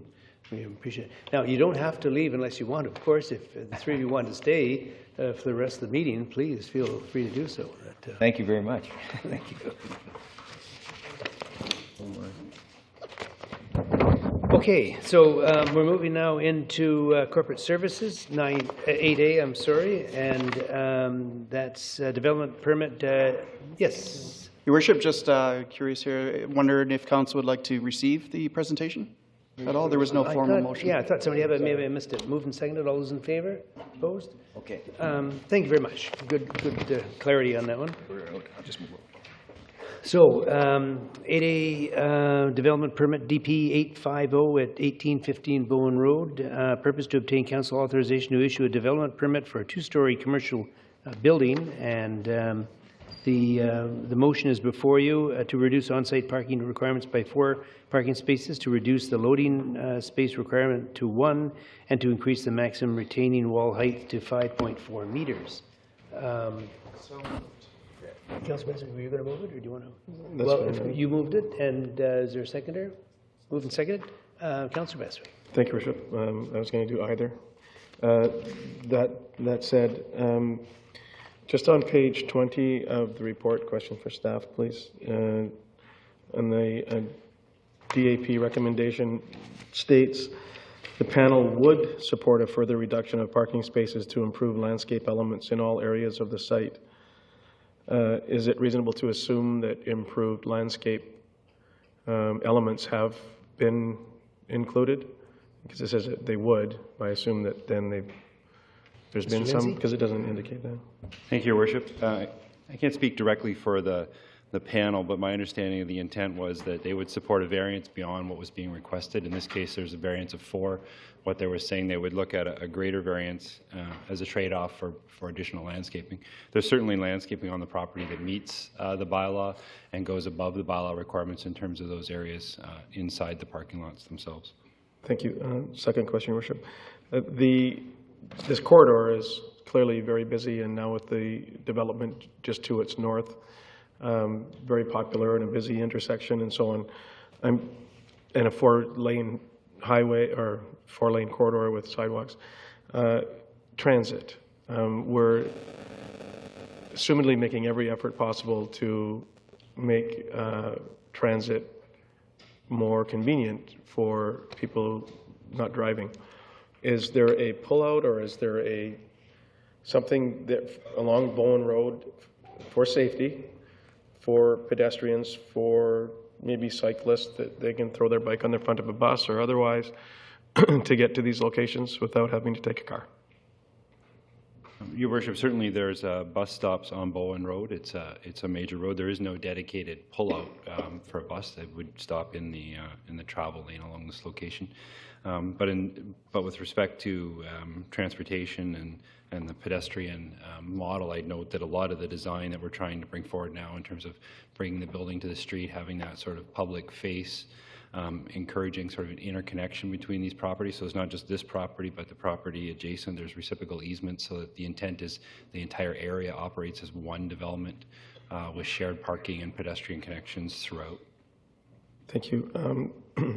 I appreciate that. I respect that. With how busy that road is, and it would be, to me, it would be appropriate to have where a bus could pull in, and if that impacts some of the landscape, so that buses aren't stopping and stopping traffic and all those other things along that very busy corridor. And so perhaps in the future, in our planning, if it would be possible, to think along the lines of where our bus stops are and where they would be safest for our pedestrians to get on and get off buses without influencing vehicular traffic and otherwise. And, you know, people ripping through red lights, and because there's many, many intersections also along that road that might encourage people to speed around a bus or otherwise. But that's my only thought, Your Worship. And I just have one other question. It's fair to assume that the project is well underway? That's correct, Your Worship. There has been a foundation permit issued to start the construction on the site. And assuming the development permit gets approved, we'd move forward with the full building permit next. Thank you. Councillor Batchy. Thank you, Worship. I would like staff to expand a little bit on that happening where concrete is being poured before a development permit is issued. How often does that happen? Is it the norm? Is it the exception? Is it something that we should know a little bit more about, perhaps? Certainly, Your Worship, I would say if I was to describe the normal process, I would say a development permit is issued and then a full building permit is issued for the entire project. There are times, however, though, when we'll look at splitting the building permit apart if there's circumstances where possibly there's some information that's still required on the overall design. We may issue a foundation permit as we did here. In this situation, there was extenuating situation with the development permit that caused a delay in having it approved. So in that circumstance, we authorized the foundation permit to proceed as there was no variances associated with the siting of the building, and not issuing the remainder of the permit until the development permit itself is approved. Follow up, if I may. In this particular instance, though, there's a request for 3 variances. So how does that jive with what you just said? Well, what I was referring to, there was no variances with respect to the siting of that building, and what I was meaning was no variances to the setback, for example. So if the building was being proposed to be within one of the required yard setbacks, we wouldn't have issued the foundation permit. In this case, the variances that are being requested is one for a retaining wall, one for a loading space, so 2 really site issues more than building issues, and the third one's a reduction in the 4 parking stalls. So if there was a case where the development permit was denied, because of the variance, then there'd have to be a modification to that building to respond to the fact that it would have to decrease the floor area in order to meet the parking that's available on the site. Just one more time. Is this the exception rather than the rule? I think that's a fair description, yes, Your Worship. Thank you. I think, Mr. Lindsay, though, there is a certain amount of work that can be done, site preparation and so on, really before it would trigger too much from an approval level. Can you expand on that a bit? Certainly that's a typical situation where you'll see contractors on site doing prep work either for their engineering or even possibly doing excavation in preparation to form the footings, all before permits are issued. It's really at that point it's at their risk that they're proceeding with that work, but of course many of them are under very tight timelines and are eager to proceed and get any advantage in that timeline. Thank you. Councillor McKay. Thank you, Your Worship. I wonder if you can help me with the corridor zoning and what would cause this one not to have a residential component to it versus on the other side of Bowen Road, sandwiched between Town Site, that little triangle there, Town Site, Bowen, and Wellington. There's when the new zoning bylaw was adopted in 2010, there was three corridor zones that were created. One had a really strong residential component that was encouraged, and that's the Core 2 zone. In this case, so the Core 2 zone has that requirement in the bylaw that basically encouraging for mixed-use residential commercial. And the other two commercial zones, although it allows for multifamily, it's not a requirement. It requires two-story buildings and encourages a mixed use of office and residential. I would describe, or sorry, office commercial, but not necessarily a residential component. Thank you. Okay, it's been moved and seconded. I see no further questions. All those in favor? Opposed? Motion carries. Moving into item B, Development Variance Permit DVP 225 at 1449 Princess Royal Avenue. It's requested at this point that council hear anyone wishing to speak with respect to this Development Variance Permit 225. Anyone in attendance here tonight that would like to speak to matters related to 1449 Princess Royal Avenue? I move that council issue Development Variance Permit DVP 225 at 1149 Princess Royal Avenue in order to permit construction of a single residential dwelling through decreasing the subject property's yard setbacks as follows: rear yard setback to 9 meters and side yard setback to 1.5 meters, and increasing the maximum allowable height to 10.3 meters. Seconder? Second. Okay, discussion. Councillor Graves. Thank you, Worship. I agree with the rear and the side yard setbacks. I understand that. But it does say that on page 26 that if you cite a residential building in an R8 zone, that would have to meet the residential R1 or R1A height restriction. So they're asking for I think it's a 3.3 meter variance in height, and I have difficulties with that. In the old days, we used to call that 10 feet. But so it's a considerable, it's another story. So this is a 3-story building. I think you can, I think you can design a nice structure. This is a wonderful structure, but I think this could lose that 10-foot addition on top and still be a wonderful structure. So I'm not going to be voting for this recommendation. Okay, I think maybe staff might want to make a comment on this thing that this is actually just an access to the roof, is it not, Mr. Lindsay? Your Worship, I would just refer council to page 27 in your agenda. There's a cross-section, I think, that best identifies the portion of the building that's being requested for the height variance. Mm-hmm. So the majority of the building complies with the 7-meter height for the single family for if you're building a home with a flat roof. What is shown here is the, as you described it, the access to the roof. So it's not additional floor area, but it's simply covering open area that allows for a stairwell to go up and access the roof patio. Okay, we have some more questions. Councillor Beswick. Councillor Reeves, you're finished? Sorry. Oh, yes, Councillor Beswick. Thank you, Worship. Similar to the concern of Councillor Greaves, I don't have any issues with the rear and side yards. When we speak to the 3.3 meters for the additional height, and if it was a peaked roof, could you please identify? And I like I love the design, and I love the one that's on similar to it on Stewart Avenue. I think it's terrific. But can you just help me with if it was a peaked roof versus a flat roof? So under the bylaw, a single-family home, if it's a flat roof, it's 7 meters. If you have a pitched roof, so with a slope of 412 or greater, that height can jump up to 9 meters. So in this case, at 1.3 meters below the requested height. So on a peaked roof, the maximum height would be 9 meters. And on a flat roof, the maximum height would be, and so therefore we're exceeding on in both cases. You're exceeding in both cases, or the requested variance exceeds in both cases what's allowed for. But I would note that it's below the maximum height that is allowed if the building was built as a multi-family building, which is 14 meters, considerably higher. But you're absolutely correct, it exceeds it, and that's why the applicant's here with the variance request. Thank you. Follow up, Your Worship. And you said if the building was a multifamily, so could you just define for me what multifamily means? Sure. Your Worship, it would be any building that had 3 or more units in it. This block is somewhat unique in that the entire block has been zoned for multifamily development for over 20 years. And there's certainly a mix of single-family and multifamily homes on both sides of the lane that bisect this block.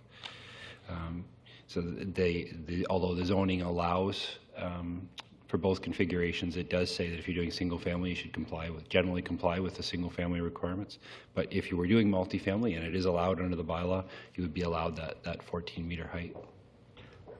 Sorry, Your Worship, if I might. So if this was a multifamily building, development, whatever, we would permit 14. That is correct. And because it's single, we'll permit... The bylaw permits 7 for a flat roof, yes. And is it livable space, if that even matters, with the ground coverage and all the rest as it relates to the rear and side yard setbacks? And how do I don't even know where I'm going with this, because I really like this. And I really want to see it happen. So I'm really probably asking you these questions to convince myself somehow why I wouldn't do this. Is there objections? Is there neighborhood objections? Is there, like, because I'd like to proceed with this. Where's the objections? Your Worship, I'm just aware of one piece of correspondence that came in with respect to the property, but no other information that I have available.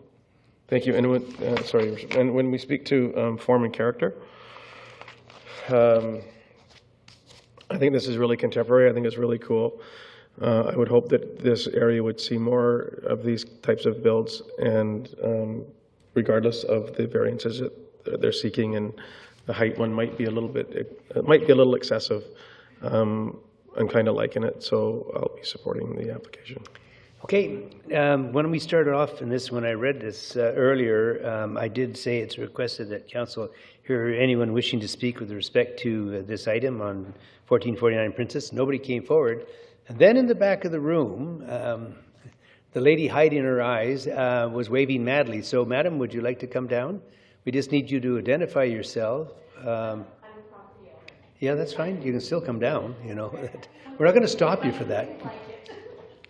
So we just need your name and address, and okay. And I'm the property owner. At this address here, or is that your current address? It's that lot, that 1449, is where that's our structure that we'd like to build. Okay. And you were going to address council with? Well, I thought you had wanted to hear from anybody who didn't like it and who had a problem with it, so that's why I didn't raise my hand, so I apologize. We purchased that lot with intentions of putting a multi-story structure on there, and it just became a little bit more complicated than what we were wanting. So that piece, that's just a little bit higher. You know, with a multifamily, we could go 4 stories high.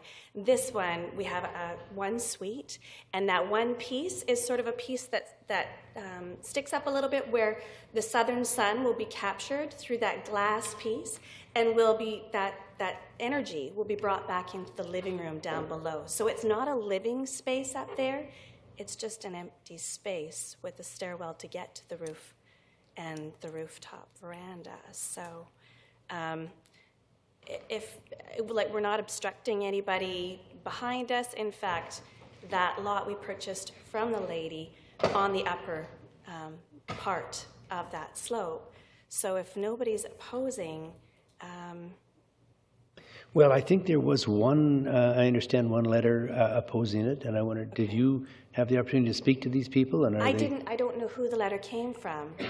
I never saw the letter. So I don't know if it's somebody that was... Well, the response is sent to the city, and I don't know at this stage. Are there any other questions for the delegation now that she's here at the counter? And if not, thank you, ma'am. Appreciate it. And I don't assume there's anyone else now that would like to speak to matters at 1449 Princess Royal Avenue in attendance that didn't earlier make a comment.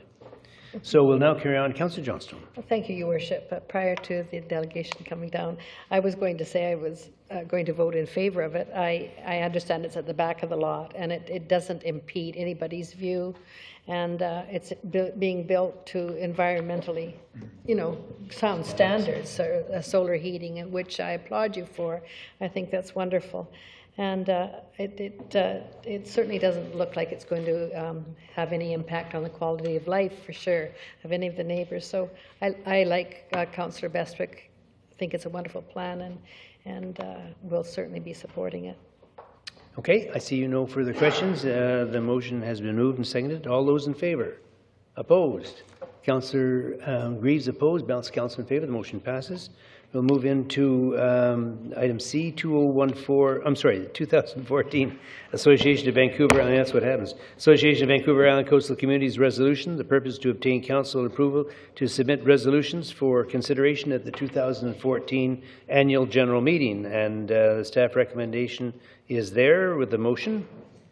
If anyone feels so inclined. Your Worship, I move Item 1, adopt resolutions for telecommunications towers and antenna banning wildlife trapping and marijuana production on agricultural lands as provided in attachments A, B, and C respectively in this report. And number 2, direct staff to submit the adopted resolutions to the Association of Vancouver Island and Coastal Communities for consideration at the 2014 Annual General Meeting. Okay, moved and seconded. Councillor McKay. Yes, can we do them seriatim, please? Certainly, we can. So any further questions? And if not, we'll introduce the first one. Item 1, the telecommunication towers, antenna, banning wildlife trapping, marijuana production on agricultural land as provided in attachments A, B, and C, respectively, in this report. It's been moved and seconded. All those in favor? Opposed? We on the telecommunications one, Your Worship? Sorry?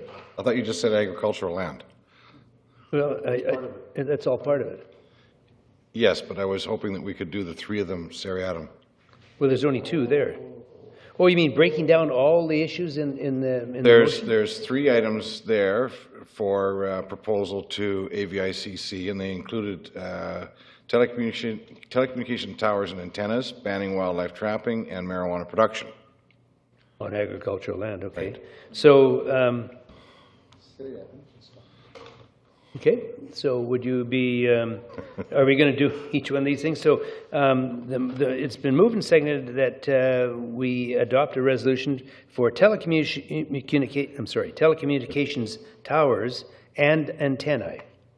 Correct. Now, all those in favor? I would like to speak to that, Your Worship. Oh, okay, yes, sir. Can staff explain to me the resolution that UBCM, Federation of FCM and Province of British Columbia, once again call on the federal government to require that in addition to federal legislation and regulations, all telecommunications towers, antennas, and structures are subject to local government bylaw compliance. What are we contemplating as local government bylaw compliance? Your Worship, that would imply that we would adopt local regulations with respect to siting and height requirements and power potentially of the individual antennae, and then the applications would have to conform with the local municipality rather than overriding anything based on federal legislation. Thank you, Your Worship. Any of the research that I've done, the Township of Langley, West Vancouver, all of the ones that I've seen, both of these ones below, Colwood, I could never vote in favor of that. It's too, it's way out of our scheme, out of our expertise. Langley, knowing full well that when applications come forward, that if you ask somebody if they want one in their neighborhood or near their home, they'll say, only 10% will give an approval rating. Yet Langley came up with part of their bylaw that says that you must have 80% approval and extended the whole consultation period. Some of the bylaws that they're coming out with are absolutely crazy. They have no consideration for anything. So I'm wondering what we're suggesting we would like those bylaws to be. Your Worship, that's a great question. The first step, I guess, to get this going is you're asking the federal government to change the way that they do business, to listen to local municipalities. We would then, having your direction now, we would proceed with providing with some options on how you would regulate, and you would make the decision on what you wanted to do with that respect. So it's really up to council in terms of moving forward how you'd like to regulate it. But I think, Mr. Swaby, if I may, I think also what we're doing here, these are requests for resolutions for consideration by AVICC at their 2014 meeting.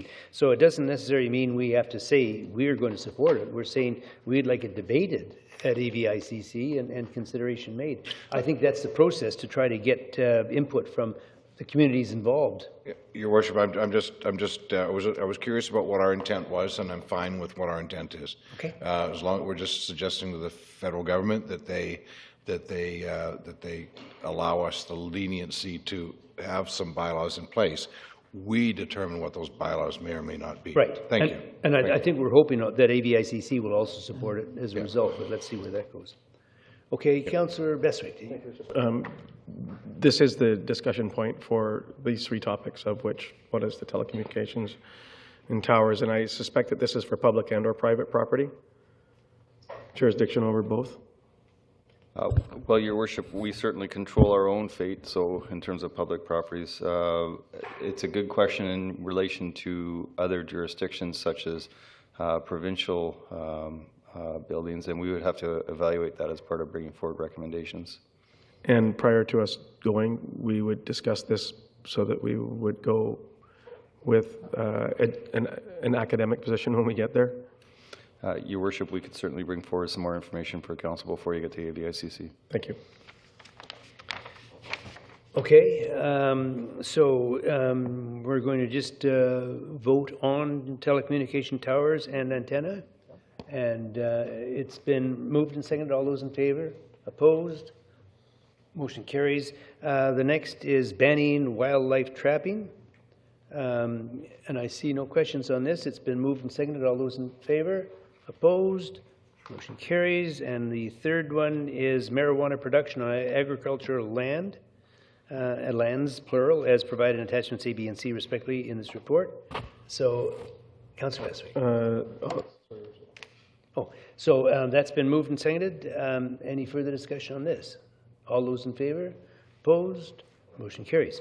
Now we're going to item 2, direct staff to submit the adopted resolutions to the Association of Vancouver Island Coastal Communities for consideration of the 2014 annual general meeting. Second, moved and seconded. All those in favor? Sorry. Opposed? Motion carries.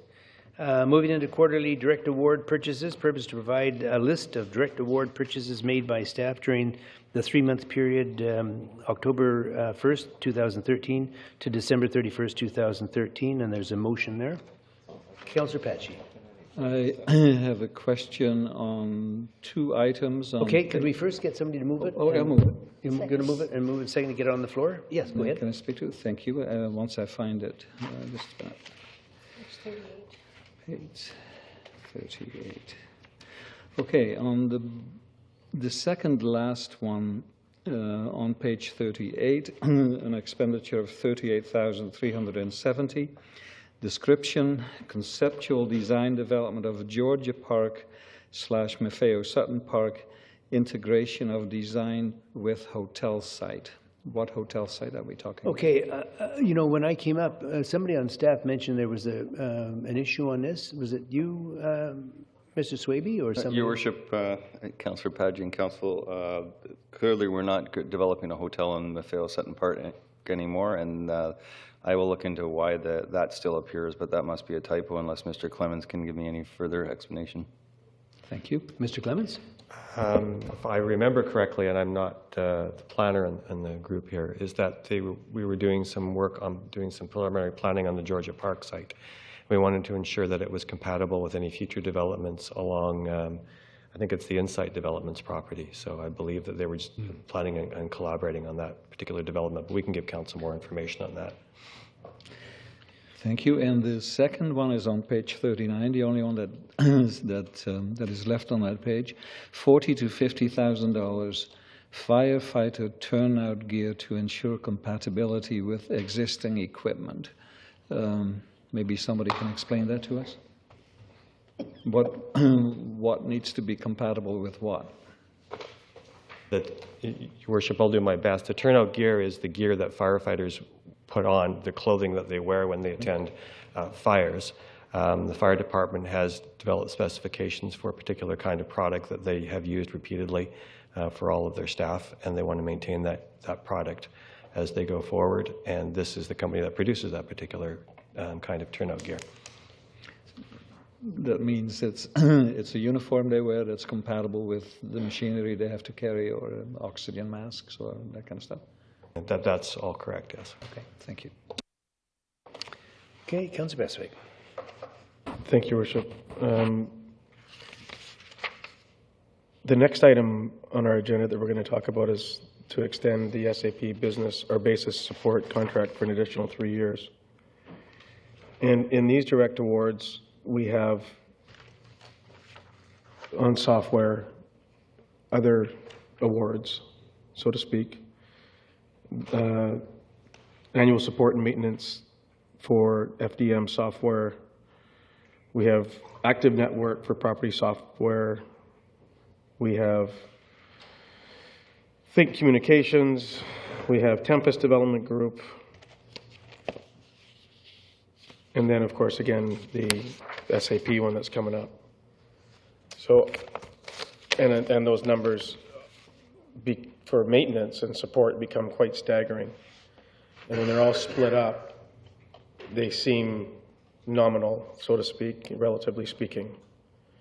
So when we start to add these numbers up for the myriad of software and programs that we have to maintain, is there any end in sight to these maintenance programs when we're buying the absolute best of the best of the best on the market?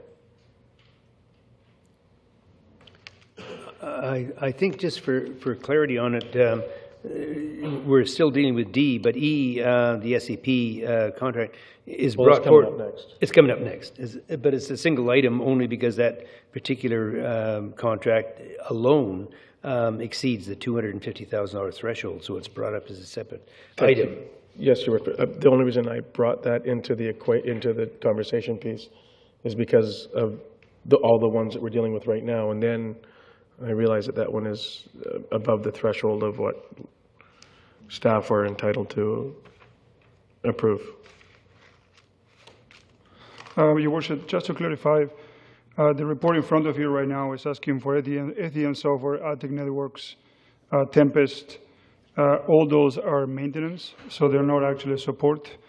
The next report that is coming from SAP, we're going to ask for an extension on the support, and I can make the differentiation between the two when it comes to report. In this case, we're asking for the 21% industry standard to software maintenance for these companies. Just to make Council aware, FDM is the software that runs our 911 system. Arctic Networks is the software that runs our class, parks and recreation, and culture facilities. And Tempest Development Group is the software that runs all the land management software that we currently have at the City of Nanaimo. And Your Worship, just further to Councillor Bestwick's question, the answer would be I would see this increasing as we move forward. We have a complex organization with a lot of programs, and I don't see reducing them without reducing the service level that we're able to provide. This is sort of the reality of the high-tech age. Thank you, Your Worship. If I could just follow up. I think, did you say Tempest is for our water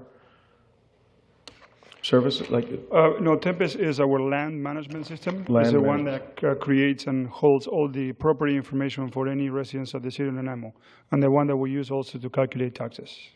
Thank you. And is there one in here for our water treatment plant? No. No. Will there be? Not at this point, no.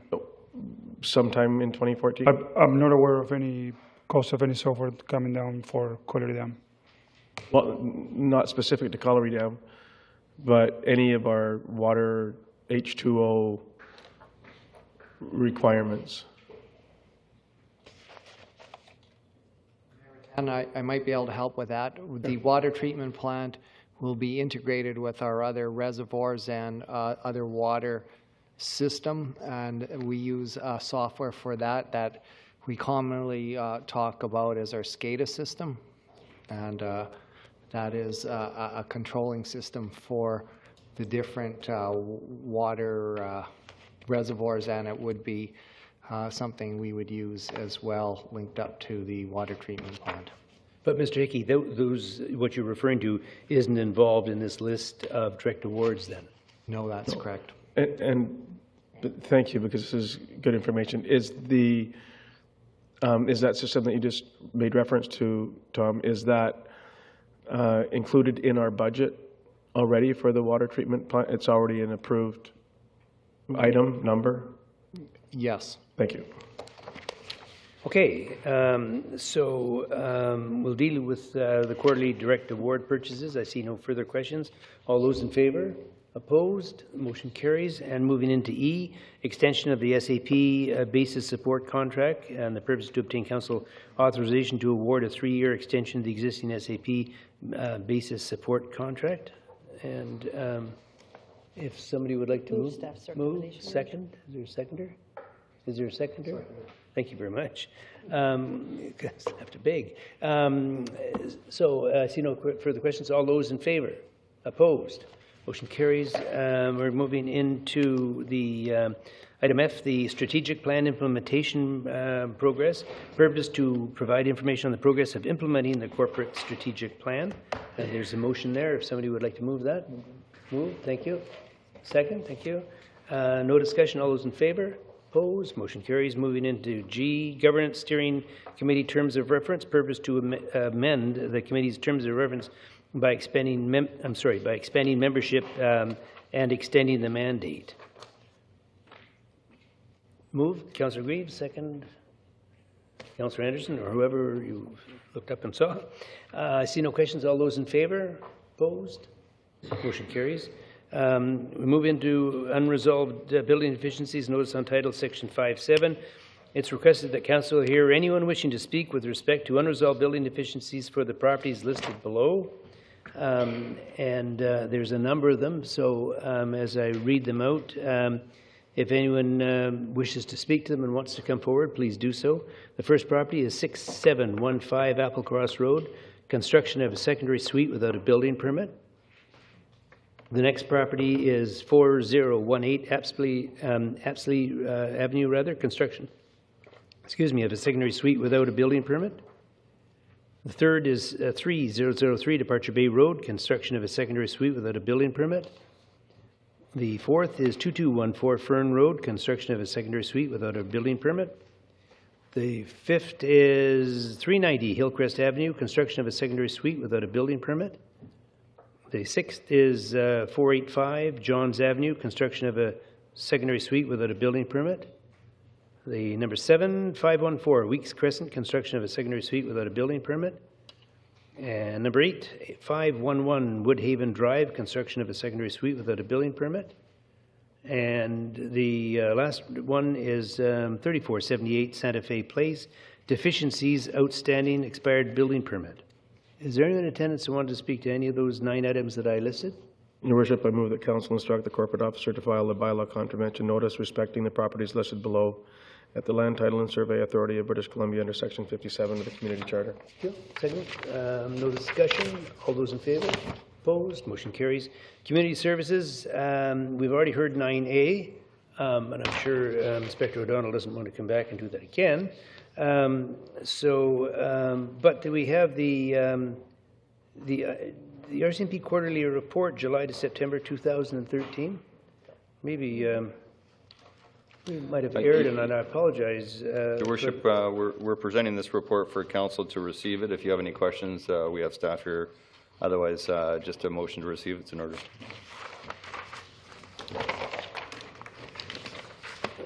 Okay, but is there any, Councillor Bessel, you did have any? Councillor Patchy.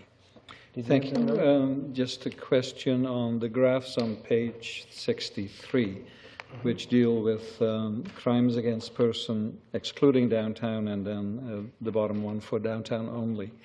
The downtown graph shows a reduction, and quite a considerable one, whereas citywide it kind of stays the same. Are we missing somewhere? Are we putting too much attention downtown and not enough elsewhere, or why would that be?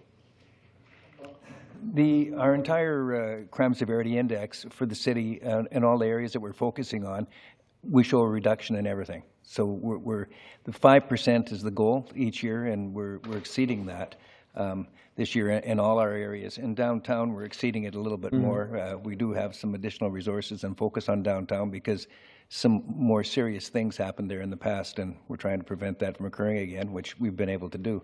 So there's a bit more of a reduction there, but the numbers are Your Worship, minimal. I would also, and Inspector O'Donnell could comment if he'd like, we also have the new program with the parking enforcement with Eyes on the Street, and I would suggest that that's possibly also aiding in terms of helping with crime. No, I understand that, but when I compare the two, the one that excludes the downtown is pretty steady and has been for the whole year of 20. In fact, it's gone up a little bit in 2013. Are you asking me if we're doing a good job down there? I think I'm not asking you that. I'm asking, but you can answer that. Yeah, sure. Yeah, no, there's a concerted effort. We're working diligently with all the different city officials and that, and in the downtown area, as you know, we have a foot patrol officer there as often as we can. So it's one of the few areas where we walk the street with a police officer, and so we do have a particular focus in the downtown area without question. But the stats, the numbers aren't that high, but they can certainly give you quite a spike sometimes in there. So statistics are funny, but yes, we're continuing to decrease. But it's I would like to think it's because the city is the people that use it down there are working towards making it a better place to live. Inspector, one more time. Have a look at that top graph. Crimes against person excluding the downtown. That's gone up. Well, somewhat. It's not come down. It started off in Q4 of 2011, around the 250 mark. I'm talking 2012, 2013. Yeah, but I'm saying at the end of it, it's at 2013 in the third quarter, it's down marginally from the beginning. Yeah, I know that on the third quarter, we're down, I believe, in all of our areas, hitting the 5% decrease. You're going to have to show me a graph that shows that, but I'll wait till the next Your Worship, it may be just the way the graph is done between Q1 and Q3. You have to accumulate it. It's down. It's -6 down overall. Yeah. Yes, there's an increase in the last reporting, and we can pay attention to that and deal with it accordingly. Thank you, City Manager. Okay. And we'll get Councillor Johnstone. Thank you, Your Worship. I was delighted to see that crimes by young offenders are steadily coming down from the third quarter of 2012. And I was just, congratulations for that. But I was wondering if we're having outreach programs in the schools, or what is contributing to that success rate? Yes, well, I think it's a little bit of everything. We've been working really hard at our partnerships with all the different agencies, the city, the Department of Education, Social Services, and the rest. And we've been putting a real focus on with our school liaison, people who have been really successful and doing a lot of different areas in there. So we have a real focus on youth. Not that we always haven't had that, but we really are really pushing in that direction on youth to, and we continue to push in that direction. So we're as pleased as you are to see these statistics. Yeah, that's wonderful. Thank you for that. Thank you. You know, Inspector, I might just ask, you know, when it comes to the marijuana grow operations, excluding downtown, 2-year trend, it looks like a seesaw. It goes up, down, up, down, up, down. It's on page 66. And, you know, I mean, I'm not so much concerned about what's happened, although it is rather curious. But my question more relates to the new federal change in the grow operations, the legal grow operations that are now being set up, and I think it comes into force in March, is it, of 2014? And I'm just wondering, do you see a change in stats based on that whole new model? And is this, from your from a policing standpoint, a positive step? Yes, well, we certainly anticipate, we're putting together a team now to actually, between now and April, to focus on this particular area and to work with the public and particular areas where we know who have legal permits to grow in, to work with them on what the policies say and where the changes are. We want to be proactive opposed to enforcement up to April and then a little bit into April, to work with them to not be charging people, but to make these changes. And the up-down in those graphs a lot of times are a matter of our enforcement and our ability to resource particular areas. I think the up could continue if we were enforcing it all the time. It's a constant, and it always has been here. Of course, there's still a difference between what previously amounted to medical marijuana licensed property in the past and illegal grow operations. So presumably that may continue, but it'll be interesting to see how this new model unfolds. It'll make it a little easier for us to potentially enforce once April 1st, when we know where the medical marijuana is and there are no more licenses in residences and homes. It'll be a little bit easier for the police to do the enforcement. All right, well, let's hope for that. Councillor Johnstone? No. Councillor Bestwick? Thank you, Your Worship. Page 65 and 66, 3 and 5, drug enforcement excluding downtown and liquor violations excluding downtown. Am I missing somewhere that has downtown specific?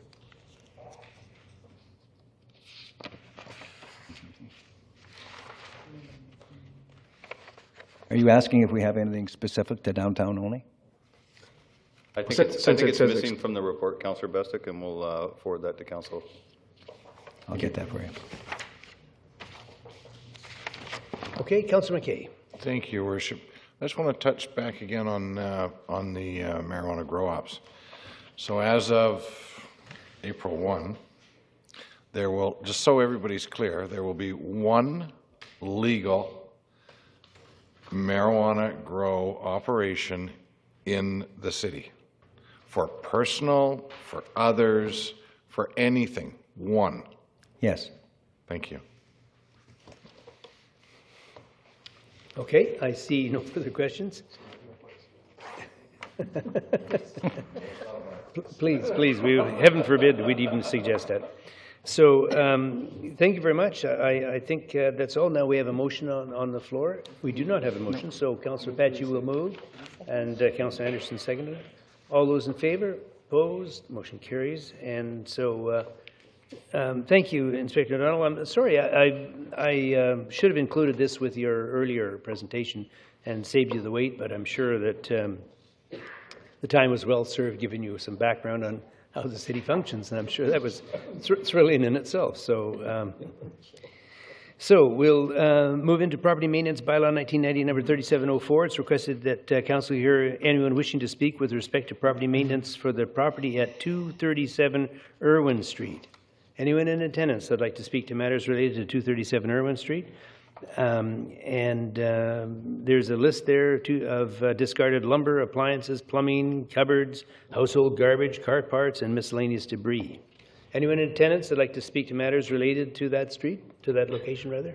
Your Worship, I move that Council, pursuant to Property Maintenance Bylaw 1990, 3704, direct the owners of the following properties to remove the materials as listed below from the premises within 14 days, or the work will be done by the city or its agents at the owner's cost. Seconder? Moved and seconded. No discussion. All those in favor? Opposed? Motion. Something related? Okay, sure. Related, Your Worship. This morning we had a communication from Mr. Abbey concerning some serious troubles on Victoria Road. And I would like to know what, if any, action has been taken on that. Thank you, Worship. I did drive by. I have seen it. I believe I've seen it. And I haven't checked back in with staff to see what our action is, and I'll do so tomorrow and let Council know. Okay, thank you.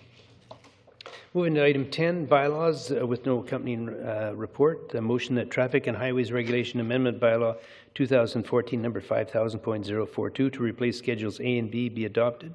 So moved. So moved. Second. Discussion. All those in favor? Opposed? Motion carries. And 10B, motion that highway closure and dedication and removal, a portion of Reynolds Road adjacent to 3678 Reynolds Road, Bylaw 2013 number 7178, be adopted. So Moved, second. All those in favor? Opposed? Motion carries. We're now moving into, anyone have a notice of motion involved? Any other business? And move right into question period, agenda items only.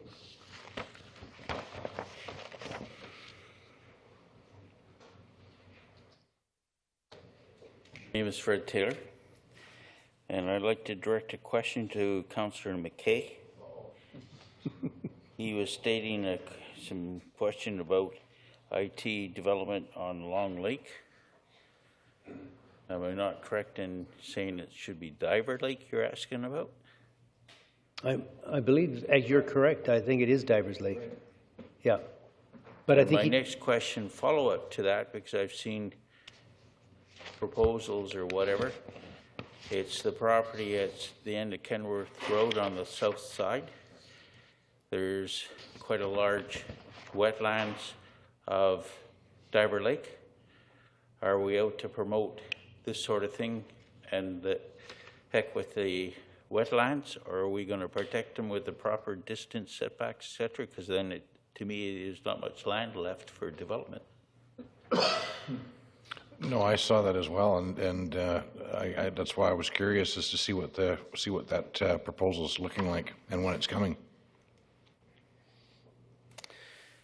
And my last question refers to page 38, and it talks about a description, second item from the bottom, conceptual design development of Georgia Park and Maffeo Sutton Park. I've asked permission to put a picture up of the city map for my question here of the Maffeo Sutton Park, and it's no by senior staff. My question is, part of Maffeo Sutton Park, which you were going to put condos for the development of this property and the hotel, still remains zone. You went through actions in 2011 to zone it to PRC Park. It's still on the city map as white in color, which, if you give me permission to put the map up, but your senior man involved in all this action of hotel and everything could say no, he doesn't want it exposed, I guess.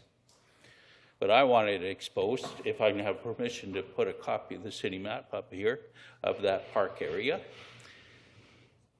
Go ahead. Go ahead. See, 150 is what you rezone, public hearing, unanimous decision of all readings, and it's still shown as white in color, it's not park, not green, and still the same zoning of CD3. What's behind this? Why am I being sought to bring this to council? Why? Well, I think you did it of your own volition, but maybe staff could give us an update on the extension of the coloration. It should be changed tomorrow by order.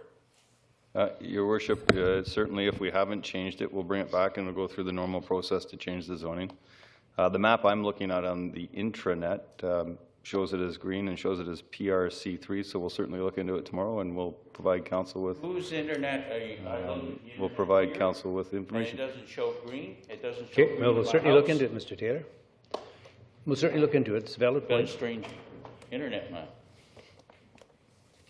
Thank you. Your Worship, I think I was on there. Sorry?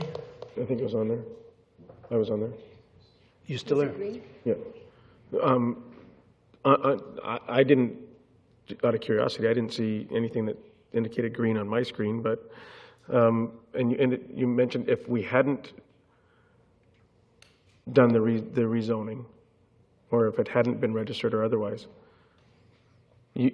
were you just meaning if we hadn't put the green crayon in there yet, you mean? Because we did do that rezoning. And so that's not an issue. Public hearing, Yeah, no, it's been done. All the stuff. I think we're dealing just with the coloration of it, no? Everything's all done. It's all done. So it's Councillor just Sherry simply the was a color. leader in Yes, that. he was. Yes, he was. Let's get it done. Your worship, we're always at our offices, and Mr. Taylor can contact us anytime. If there's an error, we will certainly bring it to your attention. It's time we brought things to you people that run the city to get things done. This is over 2 years old, not done. Thank you, Mr. Taylor. You made your point, and we'll certainly look after it as early as tomorrow.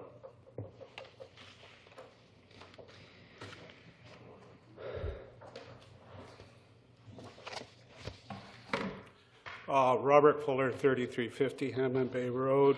I've got two questions here having to do with number 8, the quarterly direct award purchases. Mr. Pache touched on my first question, which has to do with firefighter turnout gear. My concern chiefly is, why is there such a discrepancy in the costs here, where all of the other direct awards seem to have a very precise cost? Here the cost is $40,000 to $50,000. And why not a set cost? For surely this is most prudent when purchasing a good or service rather than have such a spread. Or is the price not known? And if so, why not? And have they been purchased by now? And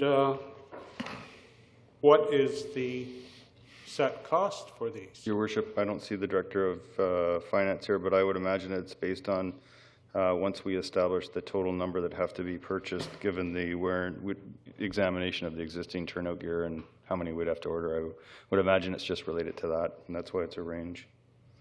But I can check into that and let you know tomorrow. Could I possibly email you tomorrow and find out the exact cost of these? Because that's quite a discrepancy, $10,000. Your worship, no issue. I will make sure that Mr. Fuller is advised. Okay, maybe Councillor Greaves has a comment?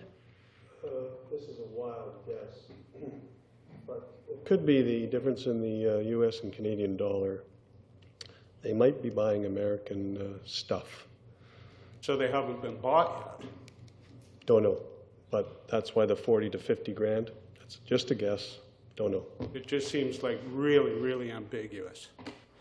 The second question Mr. Bestwick touched upon the myriad of software applications and costs and the number of providers. Could not these applications and the applications they act upon be combined under one provider for a bundled cost rather than a cost here, a cost there, a cost here for different applications? I think we'll maybe get, Guillermo, do you want to, It or just Mr. seems Hickey, it who's going to adds do up that? and it adds up. Go ahead. Thank you, Worship. That would be ideal. However, different applications do different things. At this moment, we have different applications for different purposes of the city, and they have different maintenance schedules and prices as well. Okay. Thank you. Yep.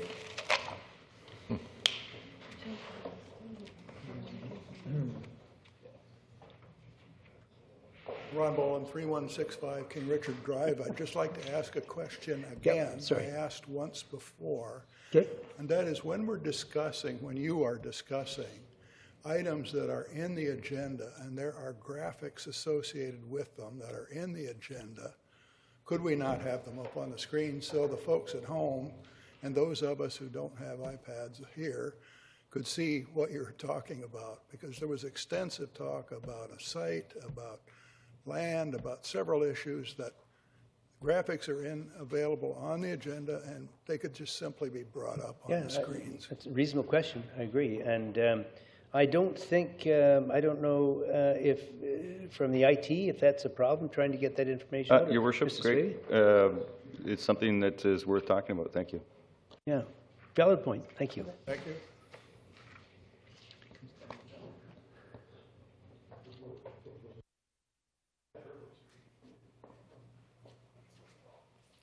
My name is Dan Appel. I live on 940 Hackett Street. If Your Worship, if you may indulge me, I'd just like to make a comment, and I'd like to extend my support for the South Downtown Initiative principles that were developed. Some of you know that I've been following the development of that committee and their efforts very, very closely. And I greatly admire the product that they've produced. I was very encouraged by particularly Anne's letter tonight.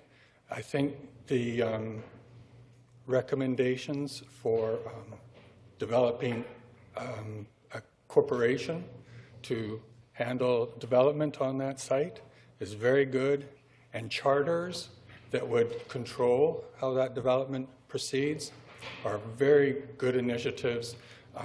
That kind of extends beyond the purview of that particular committee, but I think it was a very necessary part of leading to the next step, and I strongly encourage you to consider those two aspects as part of a strategy for carrying forward.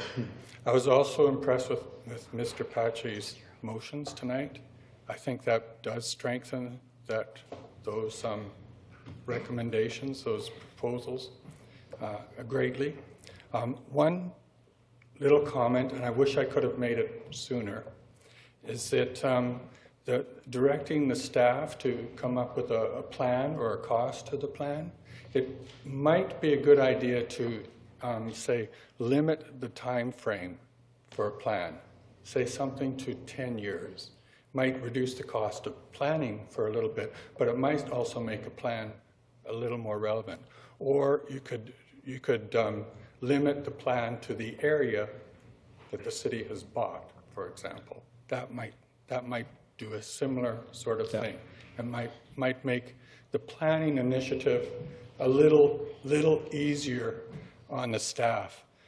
Certainly, I think that as far as the principles go, re-examining some of the things that are planned right now for that site, like a transit hub and the fast ferry thing, in light of these new principles, is a very good idea and will is worth considering. I'm really looking forward to getting on with this. Some good points. Councillor Patrick, just a quick comment. These meetings were held early on Tuesday mornings, 7:15, 7:30. Some of us were there at 7. I think Mr. Appel may have missed one or two, but Actually, so I thank missed you the very much first for your few. participation. It was due to an illness, I missed a few. but the participation of the audience, as you well know, was really important too, and so thank you for having been there all the time. Councillor McKay? Yeah, I just wanted to respond to one of your points that you made, Mr. Appel, concerning the formation of a corporation for the development of this project.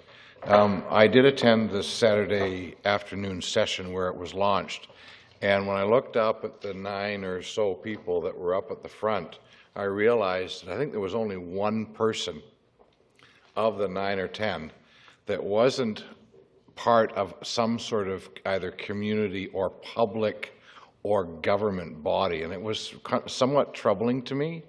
The fact that the recommendation came out to form yet another corporation to develop this 28 acres we own, I found that quite troubling. I really did.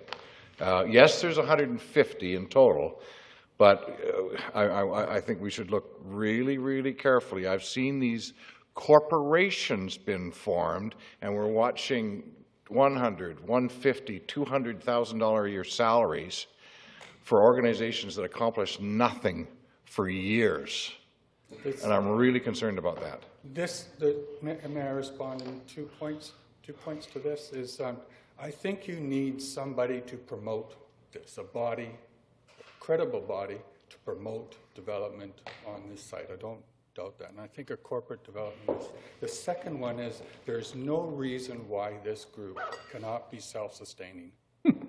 There is money to be made here and we should be taking every advantage to turn it into a sustainable Please forgive me if I came across a little bit strong. I didn't intend to, come across strong for you. I just really wanted to make my point. I agree with you. I agree with you. corporate There's body. governing bodies on top of government bodies, but I think this is one really a question period for the audience. If you wish to abdicate your throne there and move out there and ask the questions, that's an opportunity. You two guys go for a coffee. Thank you. Some good points. Thank you very much. Motion to adjourn. Okay. Second? Anyone else? We stand adjourned.